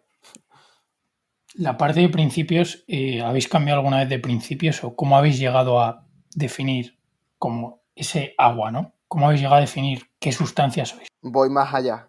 ¿Consideráis principios y valores lo mismo? Es similar, pero no es exactamente lo mismo. Eso es. Yo para mí... hay mucha gente que los que principios lo son lo que más valoras, o sea, lo que está arriba en tu escala de valores. Para mí, a lo mejor me equivoco, ¿eh? Yo estoy un poco, comparto lo de Sergio, ¿no? Para mí son parecidos, pero principios van a tener siempre más peso, ¿no? Que los valores. Creo que en principio rigen tus valores. Yo lo veo diferente, ¿vale? Yo veo que el valor sería como la brújula, ¿vale? Por donde yo quiero que rija, y el principio es el que me marca la dirección que... O sea, los principios creo que se lo crea cada uno. Yo, por ejemplo, el principio que para mí rige gran parte de mi toma de decisiones es que hacer lo que es mejor para mí va a requerir siempre mayor sacrificio, esfuerzo y trabajo que hacer lo que yo creo que es mejor para mí. Y eso engloba a muchos valores míos, como es la congruencia, como es la bondad, como es la generosidad, porque muchas veces voy a tener que tomar decisiones muy difíciles que en el corto plazo lo que yo creo que es mejor para mí no es eso. Entonces, si son inamovibles esos valores y esos principios, no. De hecho, han cambiado y seguirán cambiando mucho a lo largo de mi vida en función del momento en el que esté y los objetivos que yo me haya marcado. Si son más profesionales, si son más personales o si son más estéticos, por ejemplo. Yo ahí creo eso, que los principios vienen a ser como, digamos, un poco los valores que tú más fuerza le das, ¿no? Pero, por ejemplo, para mí un principio no tiene por qué ser... O sea, cuando hablamos de valores hablamos, imagínate, de honestidad, integridad, honor, lealtad, vale. Para mí un principio, por ejemplo, es no seas una víctima. Una regla. Es un principio por el que rijo mi vida. Yo rijo mi vida sobre yo no soy una víctima. Entonces, otro día me preguntaban en unas stories y tal, ¿no? ¿Y cómo has afrontado cuando te ha pasado algo malo en la vida? Pues normalmente lo he afrontado de formas muy distintas, con herramientas muy distintas, en situaciones muy distintas, pero el principio que me regía era no seas una víctima. Y no seas una víctima es mi forma de afrontar esa situación, cómo yo la absorbo y cómo decido actuar sobre ella, ¿no? Entonces, con ese principio de no seas una víctima, pues puede entrar el principio de tal, o sea, el valor de tal, el valor de no sé qué, el valor de cuál, la filosofía de no sé qué, la ideología de no sé cuántos, la herramienta que sea, que en ese momento me permite no ser una víctima. No es un principio solo. Porque claro, no es una víctima, puede ser que digas, me convierto en un hijo de puta. No, o sea, es decir, tienes una serie de principios y cómo esos interactúan entre sí es lo que marca y define las herramientas que utilizas, los valores que te rigen, etc. Yo no sé si me expreso bien, o sea, es como los valores son los que conforman la brújula de tu vida y el principio no seas una víctima lleva implícito una serie de valores de bondad, por ejemplo, que no seas un hijo de puta. Entonces, esos principios son como reglas o como leyes que tú Es que mismo te para vas mí esos son dos creando. principios distintos. No seas una víctima y no seas un hijo de puta son dos principios. Y cómo esos dos principios interactúan entre sí hace que reacciones de una determinada manera. Sin embargo, si tú tienes el principio no seas una víctima, ¿a cuánta gente hay en la cárcel que tiene el principio de vida no ser una víctima? Prácticamente todos. Pero no tiene el principio de vida de no ser un hijo de puta. Cuando tienes esos dos juntos, entonces interactúan de una determinada manera. Entonces, cuando si tú tienes, imagínate, 4 o 5, los que sean, que rigen tu forma de afrontar la vida, pues eso es lo que hace que te manejes, como dices tú, con la brújula, pues de una forma u otra, ¿no? ¿De dónde vienen esos principios? Yo creo que una gran parte viene de la educación que te han dado, es decir, del entorno en el que has crecido, lo que has visto en tu casa, a lo que has estado expuesto en libros, en películas, un montón de cosas que incluso tú sin ser consciente te han moldeado tu forma de pensar, eso de forma inconsciente, y luego a partir de una determinada edad y de salir de tu entorno y de exponerte a otra información, has podido moldear esas cosas y darte cuenta de cuáles de esas cosas te han sido útiles en tu vida, cuáles no, y a lo mejor has redefinido lo que es no ser una víctima o has incluso definido un nuevo principio que antes no, por el que a lo mejor te has regido sin ni siquiera saberlo. ¿Sabes lo que quiero decir? Pero hay muchos de ellos que creo que son, pues eso, te han puesto imagínate, tú eres un ordenador y cuando eres pequeño pues te instalan pues la última versión del Mac. Y te la han instalado desde que eres pequeño y eso es el colegio al que has ido, tus padres, la educación, si te han dado una educación atea o cristiana o musulmana o lo que sea, lo que vale. Y luego te empiezas a descargar aplicaciones. Pues veo la peli de Scarface, pues veo no sé qué, pues este tío que veo que no sé qué, que pin, que pan, pues este deportista, pues no sé. Y estos son como aplicaciones que tú te vas descargando, de historias y tal y cual, ¿no? Y luego después de eso empiezas a meter plugins y al final pues tienes conformado tu ordenador, que es el tuyo propio, que tiene pues a lo mejor el mismo, imagínate, tienes el mismo sistema operativo que tiene no sé quién, imagínate tu hermano, por ejemplo, de base, porque tenía el mismo sistema operativo, porque nacisteis en el mismo entorno, pero luego tú tienes un montón de cosas completamente diferentes porque has ido instalando otras cosas nuevas o incluso en un futuro has decidido descargarte el nuevo Mac OS lo siguiente. No sé si me explico. Yo es que soy muy de metáforas, ya lo sabéis. Además entonces... que el entorno te va a condicionar. O sea, el sistema operativo te predispone, pero las aplicaciones y los plugins que tú instalas son los que te condicionan a que seas una persona u otra. Ortega y Gasset, yo soy en mi circunstancia. Exactamente. Bueno, y de hecho la sociedad nos condiciona, ¿no? Como pensamos. No es lo mismo nacer, como te has dicho, en Madrid que nacer en la India. Y hace 100 años, por ejemplo. O sea, la misma persona va a tener dos pensamientos totalmente diferentes. Tú antes, justo, Álvaro, has sacado el tema, ¿no? de los prejuicios. Es un tema que aquí tratamos mucho, Sergio y yo, el tema de los prejuicios y, hostia, cómo deshacernos de ellos lo máximo posible, porque al final es algo biológico, no podemos cogerlos y directamente tirarlos a la basura, ¿no? Siempre van a formar parte de nosotros. Lo que sí que creo que podemos es minimizar la vinculación que tienen con nuestros pensamientos y nuestros actos. ¿Podemos llegar a expresarnos sin ningún prejuicio o ese escenario es totalmente imposible de conseguir? Podemos minimizarlo mucho, pero siempre vamos a tener ese prejuicio detrás de nosotros. Un prejuicio puede ser una medida de protección hacia alguna carencia o alguna vulnerabilidad tuya. 100% seguro. Si tú no tuvieses miedos a mostrarte vulnerable, ¿tenderías a hacer prejuicios? Sí, porque los prejuicios lo que hacen es, entre otras cosas, simplifican tu visión del mundo. A lo que voy es innato no tener prejuicios y se puede tener una vida libre de prejuicios. Depende. Quizás si te vas al monte del Himalaya, yo creo que no. Te excluyes y eso, podrías conseguirlo durante una pequeña fase, pero yo creo que tampoco que no. Y de hecho yo creo una cosa, tú puedes no verbalizar tus prejuicios. Otra cosa es que los pienses. Otra cosa es que los pienses. Y tu trabajo no consiste en no pensarlos. Tu trabajo consiste en, una vez te aparece ese pensamiento, juzgarlo. Es que tus pensamientos no eres tú. O desapegarte, más bien. O sea, para mí los pensamientos yo lo veo como... Tu pensamiento no eres tú. Lo que haces con ese pensamiento, sí. Si decides regodearte en ese pensamiento, sí. Si decides actuar sobre ese pensamiento, sí. Pero tu pensamiento es como el que pone la radio, tío. Yo voy en el coche, pongo la radio y pongo, imagínate, pues los 40. Vale, dicen no sé qué. Y cambio a Europa FM, pues llega otro pensamiento. Y cambia otro. Pues a veces me quiero quedar en Europa FM 10 minutos. Y si me quedo en Europa FM 10 minutos, entonces soy yo el que decide conscientemente quedarme en Europa FM, pues es mi decisión. Si yo decido quedarme en un pensamiento X tiempo, pues es mi decisión. Si luego decido actuar sobre ese pensamiento, entonces yo puedo tener montado un prejuicio que incluso me haga sentirme mal conmigo mismo como persona. Y que yo diga en plan, pero ¿cómo eres así pero cómo puedes pensar? Y yo juzgarme a mí mismo y decir, pero ¿cómo puedes pensar eso? Pero para mí eso... Y luego intentar decir, vale, esto es algo que me ha venido de fuera, pero pero me intento decir a mí mismo, si lo estoy juzgando, eso es positivo. O sea, el hecho de que yo mismo me esté haciendo un stop ahí, frene el coche y diga, a ver, no seas así, tío, no juzgues de esta manera, no hagas esto, no tal, no sé qué. Y decida poner ese filtro antes de actuar, antes de comportarme de una forma o de otra, creo que ese es el trabajo que tenemos que hacer. O sea, el trabajo no es eliminar los prejuicios, no creo que los puedas eliminar, igual que no vas a poder eliminar pensamientos intrusivos negativos, pensamientos, eso te va a venir. Lo que tú hagas con eso es lo que va a marcar la diferencia. Yo para mí, siguiendo con la analogía de la radio, ¿no? El cambiar de emisora de radio sería el desapego, ¿vale? O al menos como yo lo veo.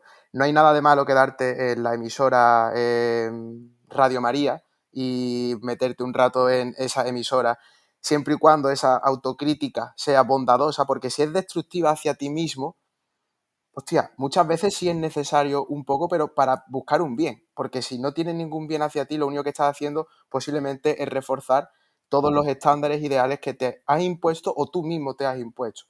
Esto se explica mucho con la terapia de aceptación y compromiso, el ACT en psicología, que al final, yo con los pacientes, por ejemplo, ellos tienen miedo a coger peso, a hacer un peso muerto. No se trata de que ese miedo desaparezca al 100% para poder hacer el peso muerto, sino de que acepten ese miedo, desarrollen las habilidades suficientes para hacer el peso muerto a pesar de tener miedo.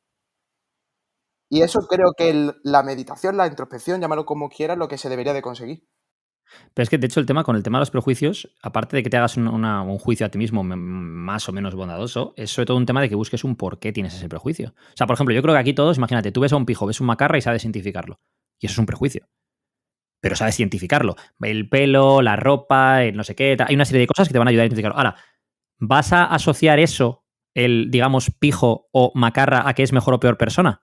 A que es no sé qué. Ese es el problema. El problema no es si tú piensas pijo, macarra, lo que sea, no sé cuántos. El problema es si tú eso va a influenciar la forma en la que tú tratas con esa persona. Es que el problema son las categorías morales asociadas a ese estereotipo de pijo o macarra. Pijo, tonto, que no tiene ningún conocimiento de nada con la mente, y el macarra es el malote. No.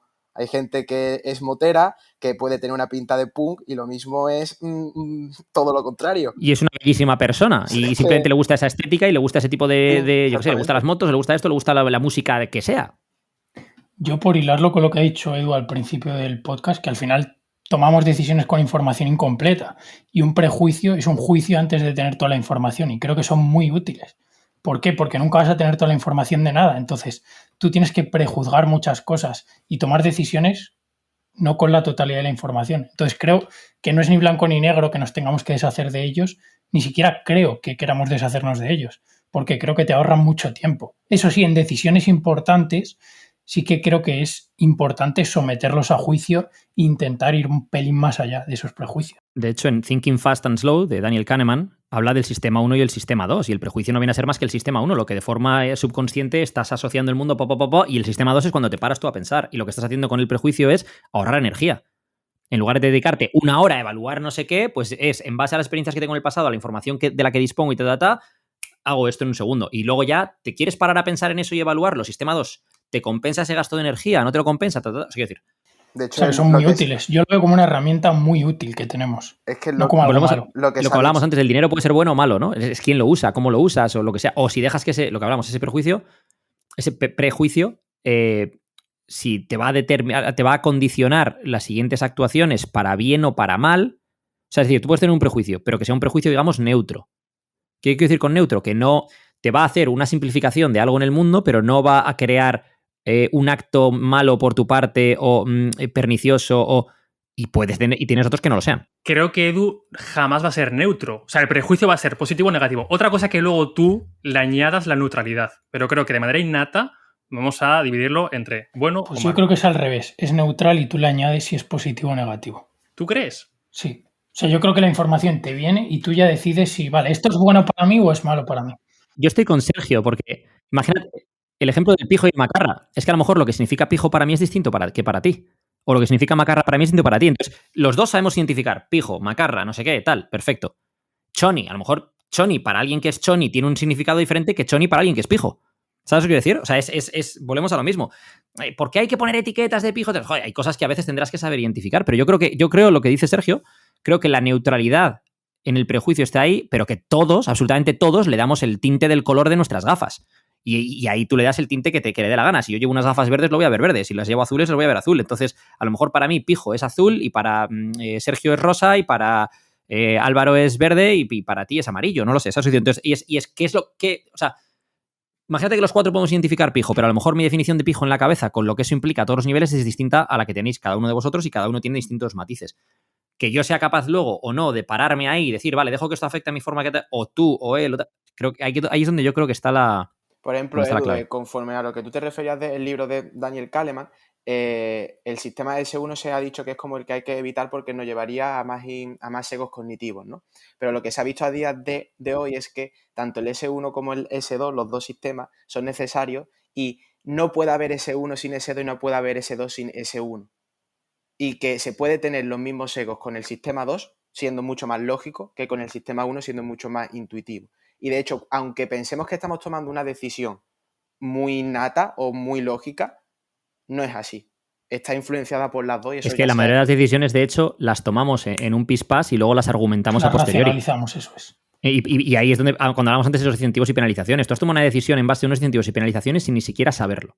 Y luego la has querido racionalizar para que cuadre y que sea congruente con lo que tú piensas y tal y cual. Te engaña a ti mismo, ¿o no? Pero entonces al final es un círculo, ¿no? Porque ese sesgo de la justificación siempre vamos a tenerlo, o sea, no vamos a escapar de él. Todo lo que hagamos, para bien o para mal, lo vamos a justificar de alguna forma para que tenga sentido. Que ahí es donde creo que entra el rodearte de un entorno que se sienta lo suficientemente seguro para poder hacerte una crítica constructiva y que tú le tengas el suficientemente respeto como para escucharla. O sea, hace poco hablamos con Ramón Nogueras y nos habló del sesgo de confirmación, él es psicólogo, y un poco yo la racionalización o la justificación lo veo como muy parecido al sesgo de confirmación. Y él nos decía eso de rodearte de gente que piense diferente a ti, que haga de abogado del diablo, porque es muy complicado que tú seas tu propio abogado del diablo, porque ya una vez no te casas, pero ya miras con diferentes ojos una opción de las dos, es muy complicado cambiar de bando. Tan fácil como saber cuáles son los seguidores que sigues. Si tus seguidores la cámara de eco, ¿no? Que tenemos todos. Te van a repetir la misma historia, por eso es interesante seguir a personas de diferentes ideologías. Pero al final poco lo hacemos, ¿eh? O sea, este discurso queda muy bien, ¿vale? Es muy bonito, ¿no? Rodéate de gente que no piense como tú y confronta ideas, ya. Pero es que realmente luego tu día a día, y hablo en general, vives en tu cámara de eco. Pero yo, por ejemplo, es David... Y porque sigas a 3 personas que estén un poco más distanciados de tu ideología... Más aún en redes sociales, porque en redes sociales se genera un algoritmo. Entonces... o sea, es muy, muy difícil realmente no confrontar estas ideas. Para mí es muy importante saber diferenciarlo, haciendo la colisión a lo que decía Edu, el mundo digital y el mundo físico. Yo, para mí, mi mundo físico son mis amigos, que lo hablamos en el podcast, y mis amigos piensan totalmente diferentes a mí, somos todos totalmente diferentes. Y después mi mundo digital, que quizás lo tengo más enfocado en el mundo profesional, me rodeo de esas personas que me potencien en base a unos intereses y unos incentivos que yo quiero conseguir. Entonces, depende de dónde tú te muevas, en qué mundo te quieras poner, sabrás que tendrás que razonar de una manera o de otra y justificar las cosas de una manera o de otra. Bueno, pero la gente vive muy cómoda pensando que lo que hacen es lo correcto, ¿no? Por eso funcionan las redes sociales. Las redes sociales generan un algoritmo que te lleva a ver solo lo que tú ya piensas, lo que tú ya crees, para que pases el máximo tiempo posible dentro de esa plataforma y te vaya retroalimentando de esa manera. Pero eso depende ya de muchas cosas. De hecho, yo con Edu tengo posiblemente el 80% común y el 20% es totalmente diferente. Y eso es lo guay, que el común que nos une es lo que nos permite estar en el desacuerdo en ese 20%. Porque sabes que la base, o sea, es decir... ese 80% te genera la empatía y el respeto que te permitan poder dialogar sobre el otro 20% sin pensar es que eres un gilipollas o es que este tío no sé qué o es que este tío no sé cuántos. Que me prejuzgue como o que me etiquete de lo que sea. Mostrarte vulnerable al fin y al cabo. Le pasa algo parecido con Podemos, que también tiene un 80% de cosas en común y un 20% 4 tonterías, ¿no? De los semáforos y no sé qué más. Era lo de las faldas en los buzones. Lo demás estábamos de acuerdo, sí. Pues perfecto. Que por cierto, o sea, Pablo Iglesias, tío, se corta la coleta en cuanto se vaya. O sea, que era todo marketing, puro marketing, ¿o qué? Era toda una campaña de marketing, eso. Y ahora sale ahí en un anuncio con Jordi Évole chupando una bola de bolos, tío. No lo he visto. De hecho, ¿qué ha pasado con Pablo Iglesias? No sé, yo he visto un anuncio que salía hablando de... no sé dónde anuncio, dónde lo he visto, que era algo sobre Iván Redondo, que Iván Redondo iba a tirar de la manta y hablar de no sé qué o algo así. Y salía Pablo Iglesias con Jordi Évole y estaban como jugando a los bolos y el tío se ponía la bola de bolos en la cara y como que la chupaba en plan cerdo. Y, o sea, en plan como con lascivia, o sea, en plan rollo que la va a hacer ministra, ¿sabes? Y luego le dejaba la bola y le decía al otro, pues tío, la verdad que el barbero le cogió el gustillo y así el aceitito ahí en la bola. No sé, muy, muy curioso, tío, lo tenéis que ver. Luego lo veré. Joder, es que es increíble, Edu. Es como ponerte como un toro cuando le pones Pero, un manto rojo. No te he entrado de verdad porque se nos va de hora. Porque no has querido, Edu, también te lo digo. Si no, vamos. Si no, tú ibas buscando la vuelta rápida en los últimos minutos, ¿eh? Ibas buscando ahí en plan, venga, tal, ya estamos acabando la carrera, vuelta rápida, tal, acabamos fuerte. Un Verstappen. Verstappen. Poco hemos hablado de la Fórmula 1, ¿eh, Edu? Sí. Joder, y de hecho, poco estamos hablando de la Fórmula 1 en el podcast de Etos últimamente, tío, porque hemos intentado acortar las intros y a mí me mata eso, tío, porque las intros siempre eran MMA, boxeo, Fórmula 1. ¿Habéis intentado o han intentado acortarlas? Di la verdad. Vale. No se pronuncia. ¿No? O sea, tiene incentivos para no pronunciarse, lo dejamos ahí y ya está. Me meten presión, tío, me meten presión. Si lo quieren, no sé, lo quieren hacer pues más profesional, yo creo, tío. La charla de bar que teníamos de toda la vida, ¿qué está pasando, tío? ¿Qué está pasando? O sea, en fin. Pues nada, majos, llevamos casi hora y media. Como dice Edu, podríamos estar aquí grabando 4 podcasts más. Seguramente, pues esos 4 podcasts, pues alguna denuncia quizás nos llegaba a Rincón de Aquiles. Entonces vamos a dejarlo por aquí. A tiempo, sí. Vamos a dejarlo por aquí, que estamos a tiempo. ¿Qué tal lo habéis pasado, Edu, Álvaro? Bien, como en casa. Pues tú, vamos, y tanto que como en casa estabas ahí tirado en el sofá, macho, que te faltaba ahí la mantita. No, pero creo que es importante el poder hablar sin tapujos, como lo piensas, lo primero que se te viene a la cabeza, sin tener miedo a qué dirán cuando he dicho que Pedro Sánchez, lo de la luz, no sé qué, no sé cuánto, o sea, quien me quiera prejuzgar por ello, que bienvenido sea, pero posiblemente tengan más en común con aquellas personas que estén en desacuerdo conmigo y se presten a la conversación que aquella que directamente te censuro y te dejo ya de seguir por lo que sea, porque me estereotipa. Eso a mí siempre me ha hecho gracia, Álvaro. Alguna vez que he hecho alguna crítica al feminismo, a la izquierda, a la derecha, que es que al final no me caso con nadie, mucha gente me respondía en plan de, joder, David, ¿qué cojones tienes? Y yo, pero ¿cómo que qué cojones tengo por expresar mi opinión? Que encima es una opinión legítima que te la estoy argumentando, ¿vale? Que no es en plan de, el feminismo es una mierda, ya está, firmado David. No, te pongo los argumentos o lo que yo creo que son los argumentos válidos para debatir y confrontar ideas.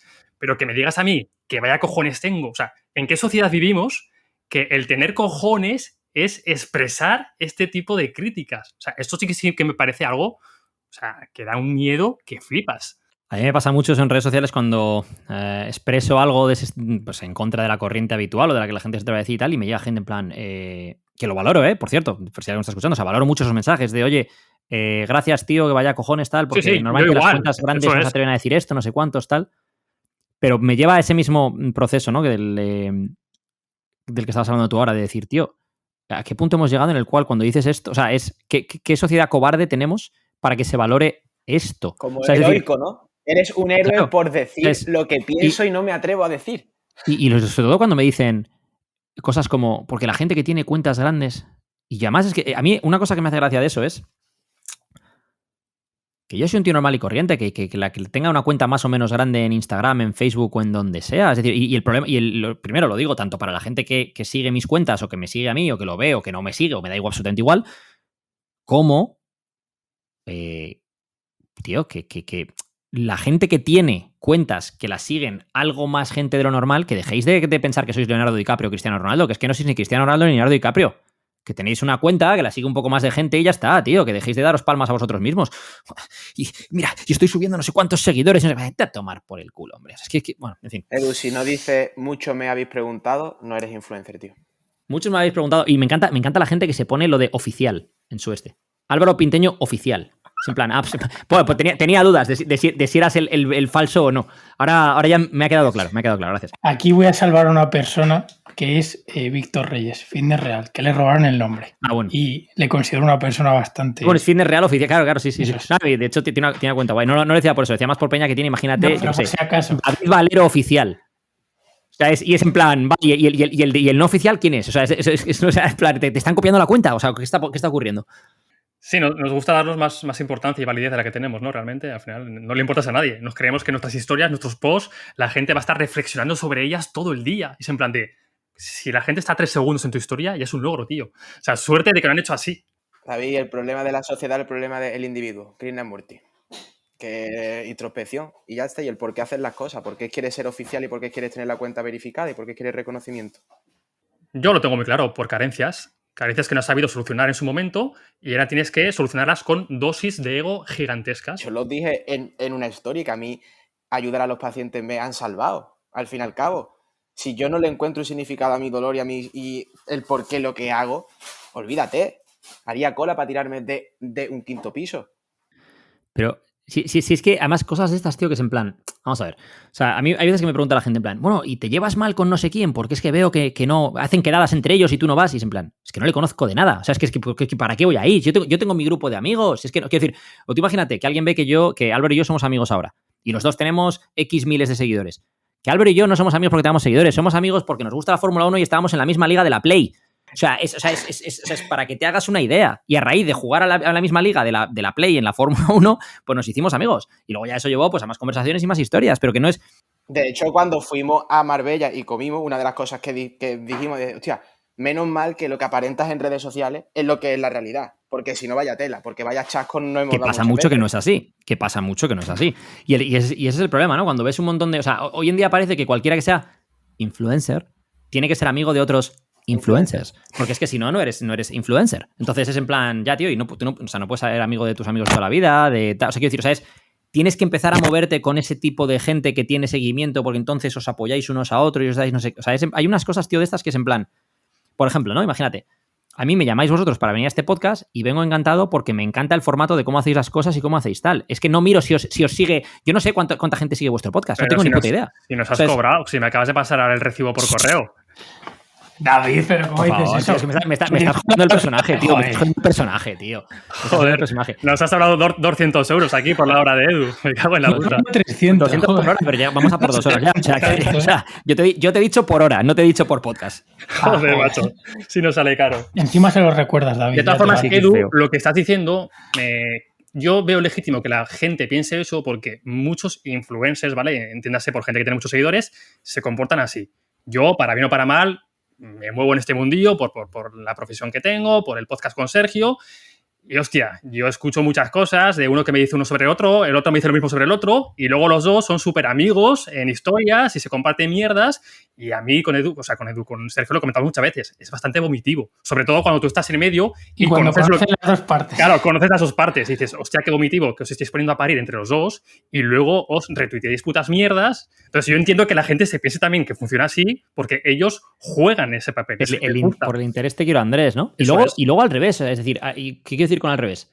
Yo puede haber alguien que no me convence digamos, su historia general, ¿no? De lo que intenta aparentar al mundo o lo que sea, pero de repente veo a lo mejor un post que me parece un buen post y hostia, pues me gusta tu post y no voy a dejar de...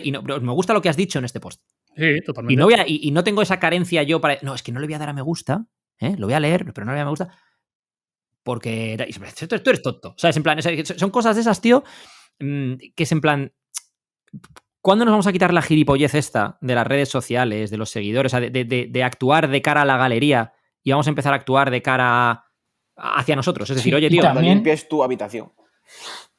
Y también esa falsa dicotomía. Esto es para acabarlo. Ahí es cuando tienes que meter ahí un aplauso, hay una ovación y se acaba el podcast, ¿no? Y la falsa dicotomía de o le compras todo el pescado a nadie, o sea, o le compras todo el pescado o no le compras nada. Estabas pensando en lo de Pablo Iglesias de la bola esta. Equipo de fútbol. Concentrado, claro. Esto me recuerda, Edu, a cuando tienes 16, 18 años. Bueno, y algunos como tienen 42 años también, ¿no? De que estás hablando con una tía o con un tío, te contesta y dices, bueno, voy a esperar a contestarle dentro de 4 horas para que se piense... 4 horas, 3 días, la regla 3 días de toda la vida. Exacto, 3 días para que se piense de que estoy pasando de ella y así. Y lo dejas en visto, Y lo dejas en visto. Funcionamos así. No voy a darle like para que no se piense que no sé qué, no sé cuántos. En plan de, tío, vive como tengas que vivir. O sea, lo que te salga de manera innata, tío. No le des tantas vueltas a las cosas. O sea, sé más tú. Pero bueno, por interés te quiero, Andrés. Es que al final esa frase lo define, ¿no? A mí me ha pasado, ¿no? Yo me he comido mucho hate porque a veces pues, he criticado a cuentas importantes que yo me llevo muy bien con esas personas, pero yo cuando han hecho algo mal, igual que les he aplaudido en público, les he criticado en público. Y no ha sido una crítica de decir te quiero joder chiquito, es una crítica legítima. Y a mí mucha gente, de hecho, la mayoría, creo que vosotros sabéis de lo que me refiero, me contestó diciendo que hay mis huevos porque solo se les come la polla a esta gente, en general. O sea, solo se les aplaude en redes sociales. Cuando tienen tanto ego, ¿no? Y aquí hablo ya en general, no hablo de nadie en concreto, que no aceptan críticas, ningún tipo de crítica, ni de su entorno más cercano. Y claro, luego están los influencers que te dan la chapita, no va por vosotros dos, obviamente, de que hay que criticar, de que el entorno está ahí para hacerte mejor, pero a la verdad, no, tío, no. O sea, no estás comportándote como dices que hay que comportarse, eres un incongruente. Y se supone que encima lo que vendes es congruencia y es ética y son valores. Hay una cosa que retuiteó Edu de un rapero que sigue en Twitter, que tiene así como el fondo morado, que no sé quién es. Subí. Que puso como una ley de vida que yo la retuiteé porque me gustó mucho, que era: no digas nada en redes sociales que no dirías a la cara a esa persona. O sea, fin. ¿Yo sabes qué pasa? Yo hay cosas de críticas de gente que si yo es una persona que le tengo respeto y le tengo tal, le voy a hacer la crítica en privado. Y si no se la tengo, es que ni se la voy a hacer. O sea, voy a pasar página en plan de pues tío, paso de ti, paso de lo que tú haces. Vale, pero mira, volvemos a la política, ¿no? A la gente que se involucra en política o a la gente que yo en mi caso estoy bien. Como tú dices, yo comparto lo mismo, ¿no? Si es una persona que no es de tu entorno y no te da nada, pues ¿para qué vas a malgastar tu tiempo en criticarle cualquier cosa, ¿no? No tendríamos tiempo para estar criticando todo lo que nos parece bien o mal. Pero en cambio, si es una persona que le tienes cierto aprecio, obviamente la crítica siempre estará en privado, o sea, lo primero siempre tiene que ir por privado, 100%, pero si al final esos actos o las consecuencias de esos actos de esa persona están involucrando a más personas... Hombre, eso es otra historia cuando, sobre todo, ahí hay una segunda historia, ¿no? Que es la historia en la cual hay una tercera persona perjudicada que nadie está sacando, está sacando la cara por esa persona y lo que se percibe es distinto a lo que es la realidad, ¿no? Entonces, o sea, tú imagínate que yo cojo una pieza de contenido de Sergio, que le sigue menos gente que a mí, la casco como mía, hago no sé qué y tal y cual. Y claro, como a mí me sigue mucha más gente, ¿quién va a salir y decir, no, es que esto era de Sergio? Y él lo puede decir en sus redes y lo va a ver mucha menos gente. Pero si viene alguna cuenta más grande y le da visibilidad a eso, a mí ya me expone para que no vuelva a hacer algo de ese estilo, ¿no?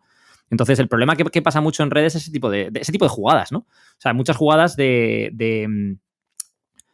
eso, de copiar contenidos, de utilizar lo que... O sea, imagínate que una frase que haya dicho Álvaro hoy aquí, que es la polla, y en lugar de tú ponerla en tus redes luego como comillas, Álvaro Pinteño, la cascas como comillas, David Valerus. ¡Fua! Y pa'lante.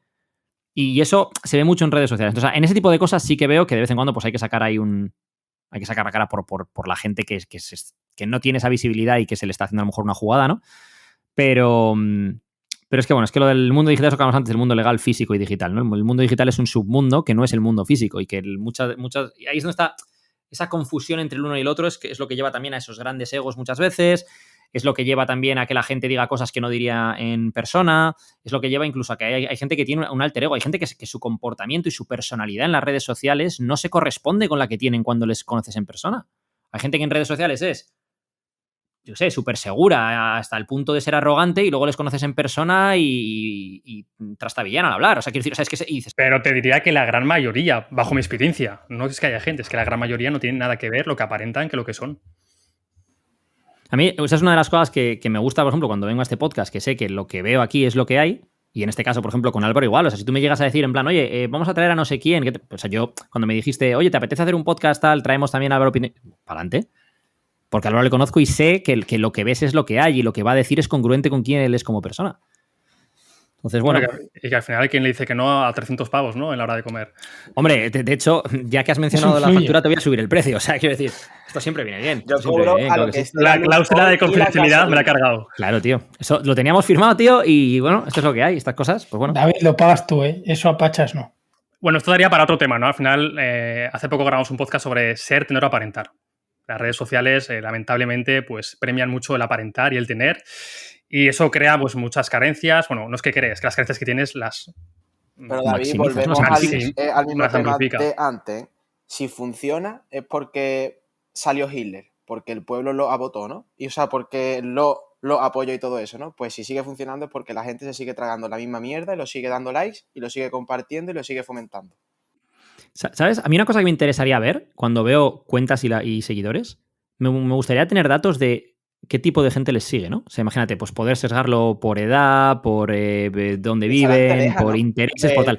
Porque yo hay cuentas que veo que no crecen mucho y que me parecen mucho más genuinas y mucho más valiosas que otras que sí crecen mucho. Entonces, lo que pienso es, claro, es que yo no entro en el perfil del seguidor de esa cuenta que está creciendo. Pero sí que entro en el perfil del seguidor de esta cuenta que a lo mejor no es tan grande. ¿Sabes lo que quiero decir? O sea, es un tema de perfiles y de nichos. Entonces, yo no estoy en ese segmento de mercado. Por eso yo veo eso y digo, ¿pero qué cojones? Tú lo has explicado antes con Twitter, ¿no? Cuanto más polarices un mensaje, más se va a viralizar. Pues en Instagram pasa lo mismo. Cuanto el pensamiento está más polarizado, más atraes. Para bien o para mal, pero atraes a gente. Cuanto más retengas a los usuarios, más vas a crecer. O sea, si tú favoreces a la red social y aceptas las reglas del juego y mantienes más a tus usuarios dentro ahí deslizando como idiotas, pues más te va a recompensar la red social con alcance orgánico y más vas a crecer. O sea, que es un poco lo que dice Edu, que al final si Edu es un usuario esporádico de 10 minutos, posiblemente las cuentas que él siga no se tira 4 horas en Instagram. O sea, a mí me gustaría ver cuál es el tiempo de media que pasan los seguidores de las personas. Y vas a ver 100.000 seguidores y de media pasan 4 horas. O sea, que le siguen monos que están todo el día con el Instagram. Y es como, para ti. Yo no me lo había planteado, eso. A ver, es como yo lo veo y es una visión muy simplista de las redes sociales, pero que tiene sentido, te da incentivos. Que tiene sentido, Pues nada, queridos en fin, monos. Que al final nos alargamos con todo esto y tal, ¿no? Pero... el chat. Pero que el tema de esto... Perdón, es que he visto el chat justo de repente y me ha hecho gracia.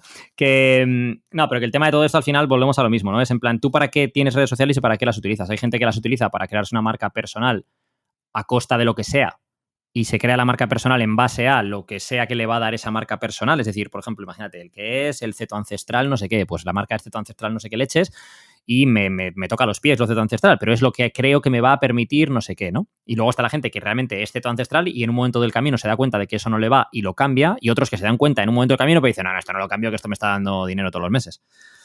Y entonces creo que ahí es donde son los tres perfiles, ¿no? O sea, el perfil de el que es genuino con lo que está posteando y en un momento dado ya no cree en lo mismo, ya no esto, y cambia el tipo de contenido que postea y cambia la forma de tal, el que no se atreve a cambiarlo porque el otro es una vaca que le sigue dando leche, y el que literalmente ni siquiera cree en lo que está contando, no es su forma de vivir o no es congruente, pero sabe que vende de cojones. Pero eso fue lo que hablamos, Edu, que cómo quieres que te reconozcan, como el payaso fitness que hace humor con fitness y te siguen para echar un buen rato en la red social, o como la cuenta más profesional que divulga más ciencia de forma más seria y demás. Yo, por ejemplo, no hago ninguna historia donde se ve mi cara, no porque me dé vergüenza, sino porque es que a mí no me sale levantarme y ponerme así. Hola, buenas a todos, no sé qué. Sí, eso lo estuvimos hablando. A mí me cuesta hacer eso. Prefiero hacer fotos, o escribir y eso. Porque... También es muy subjetivo, ¿no, Álvaro? Yo conozco personas, influencers, que yo sé, o al menos tengo más información de cómo son detrás de la cámara, y es en plan de wow. No, o sea, yo... Y sé que su público que lo ven como, vamos, como una religión, como un dogma. Me encantaría poder despertarme y saber hacerlo delante de la cámara. La cosa es que yo no sirvo para eso. Y yo hablo del mensaje, escribiendo, por ejemplo. Te hablo del mensaje, no de si lo haces de las formas de hacerlo, de si te grabas o no te grabas. Te hablo de gente que sigue a estas personas y lo ven como wow, todo lo que digan se sienta cátedra. Y yo conozco a algunas de estas personas más en lo personal y se en plan de, hostia, cabrón, no te lo crees ni tú lo que estás contando por redes. O sea, es que ni tú te lo crees. Nah, pero es que al final esto nos da para entrar en lo mismo. Eso es la rueda de la rata, ¿no? En entrar en todo esto. Porque es lo mismo una vez tras otra y bueno, pues al final en redes sociales hay mucho de esto. También hay mucha gente que vale mucho, es decir, es una herramienta, ¿no? Pues tú ya decides cómo lo utilizas y con quién sí y con quién no. Y hay gente con la que puedes tener incluso trato a través de redes sociales, pero que no le invitarías a tu casa. Yo con Alberto hablamos una vez sobre el diario, ¿no? Que lo vimos como, o sea, que Alberto puso como un tuit de que le gustaría implementarlo como un hábito, puso como su experiencia y de que no conseguía. Y yo compartí el formato de diario que yo tengo y yo le dije que yo lo veía como una herramienta. Cuando no tengo claridad mental, recurro al diario a escribir para dar claridad, pero luego no soy capaz de mantenerlo como un hábito porque... pues porque no, pues porque quizás no tengo o porque no es una prioridad tanto para mí, pero en esos momentos recurro a él. Pero es que ahí es donde hay que quitarse la necesidad de... Pues imagínate, a lo mejor, volvemos a lo mismo, a lo mejor darte una ducha fría en un momento dado de tu vida te apetece y te ayuda y te va bien, o yo qué sé, yo tengo un amigo, tío, que cambió muchos hábitos de su vida porque empezó a irse a bañarse al mar frío a las 7 de la mañana y entonces él empezó el día de otra manera y no sé qué. Fantástico. Y a lo mejor luego no lo mantienes en el tiempo, pero es que no, o sea, quiero decir, no eres más o menos auténtico porque dejes de escribir en el diario o dejes de darte la ducha fría o el baño de agua fría o dejes de hacer... Que ese es el problema de todo esto, ¿no? O sea, es el vivir de cara a la galería de... Me levanto a las 5:30 todos los días como Jocko Willink y entreno 2 horas y después de eso hago no sé qué. Pero, después... Edu, ya estamos. ¿Apariencias o ser? ¿Qué te pesa más? Es literalmente. Y entonces tú mismo dices, vale, ¿esto para quién lo hago? Para la galería, para mí, y ojo, y hay gente a la que le es útil la galería para empezar a crear un hábito que luego les es útil para ellos.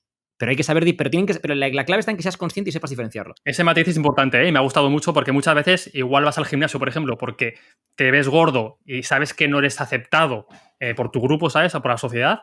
Y eso hace que te ayude a ese primer impulso para luego hacerlo por ti mismo, ¿no? Entonces creo que también es importante y no hay que rechazar eso en plan de no, solo por ti. O sea, a veces es necesario. Hablamos una vez de por qué me compraría un Rolex. No es solamente por una cosa de estatus. O sea, si el Rolex me lo compro con el dinero mío que me ha costado y eso es una manera de yo cada vez que me lo pongo de recordarme a mí mismo que si quiero seguir manteniendo esto, tengo que seguir trabajando y actuando con esos ideales, con esos valores, con esos principios y demás. Pero apariencia o ser. Si el ser ese es por eso, sí. Ahora, si es porque quiero mirar el Rolex que tengo, pues no. Bueno, pues lo dejamos aquí. También os digo ya para cerrar, lo más bajo posible, que a veces cuesta mucho diferenciar si lo hacemos realmente por nosotros o por los demás. Porque a mí me ha pasado, y yo he tenido esa dicotomía conmigo mismo, de intentar autojustificarme de que lo hago por mí. Pero, esa fina línea de realmente sabes lo haces por ti o lo estás haciendo por los demás inconscientemente y a ti mismo necesitas decirte que lo haces por ti para dormir más tranquilo. Creo que esa línea muchas veces es muy, muy sutil, ¿no? Vamos, yo me compré el Rolex aparte porque pero si volvemos a ver ese melón, o sea, yo digo, yo ya estoy, vamos a dejar ya el melón porque si no, pero sí, absolutamente. O sea, al final todo esto es lo que hemos hablado, ¿no? Hay un montón de matices, un montón de grises, cada uno tiene su propia historia y la idea es que seas capaz de evaluar qué historia te estás contando, si te es útil la historia que te estás contando y si lo que te estás contando es un cuento o va más o menos en línea con la realidad y ya está. Bueno, ¿qué vais a comer? Yo suscribo a Edu y le ha faltado añadir a Edu y nos queremos ir a comer. Y ya está. Sí, yo tiene pinta de que va a ser garbanzos y hamburguesa de pollo. Pinta, no sé. Garbanzos y hamburguesa de pollo. Espera. Los garbanzos no son ceto, ¿no? A ver, espera. No, y no son paleo tampoco. No, me voy a comer un chuletón bañado en aceite de coco. No, porque te vienen los veganos. Pero yo ayunaría y ya está. ¿Poco hecho? O sea, ¿te gusta aún que escuches aún el llanto de esa vaca? Sí. Sangriento, sí. Claro, pues siempre, por supuesto. De hecho, dicen que si ha sufrido ese animal, cuanto más sufre, más tierno está la carne. ¡Oh, no! Espero que cortes esto, David. Es que todo esto es... O sea, no la habéis vendido, nos hemos estado descojonando todos. O sea, sí, bueno, me habéis vendido totalmente. Ojo, que no estamos a favor de la crueldad animal, pero que un poquito de humor de vez en cuando no está mal, joder, y que David tiene un humor parecido al de Carlo, pero a Carlo en Etos se lo restringe él solo. Pero, bueno, es que el de Carlo... es que tú y Carlo en el chat tendríais mucho juego, ¿eh? A mí me encanta Carlo, me encanta. Pues un día le traemos aquí... Solo lo que escuchas, si supieras lo que hay por detrás... O sea, es... Sí. Nos pondremos en contacto con Carlos, pues, para que se pase por el podcast también. Para que se pueda desfogar con el humor negro. Ahora está Álvaro pensando en plan de, bueno, ¿yo qué digo? Que me va a hacer un pescadito a la plancha con un poco de limón, porque es que ya come tofu, tío, con brócoli y con boniato, champiñones. Bien compensado. Yo una hamburguesa 100% orgánica, vegetal. Biodegradable y algo más queréis añadir. ¿Pero esa hamburguesa de qué tipo de animales? No, es vegetal, hombre. No, vegetal. No. Vegetal. ¿Y cómo la hacen? Porque una hamburguesa nunca puede ser vegetal por la propia definición de la palabra hamburguesa. Y luego dices que es orgánica, todos los ingredientes son naturales, o sea, es comida real. Pero el rollo que le has puesto con la app y te dice que es real o no. Claro, la app me ha dado el... Vale, si la app te da el ok, todo ok. Vale. Pues nada, chavales, que aproveche. Muchas gracias por pasaros. Álvaro, Edu.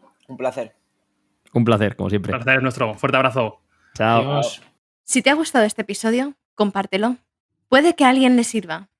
Y si quieres estar al tanto de todo lo nuevo, no te olvides de seguirnos en redes sociales y en nuestra web, elrincondeaquiles.com.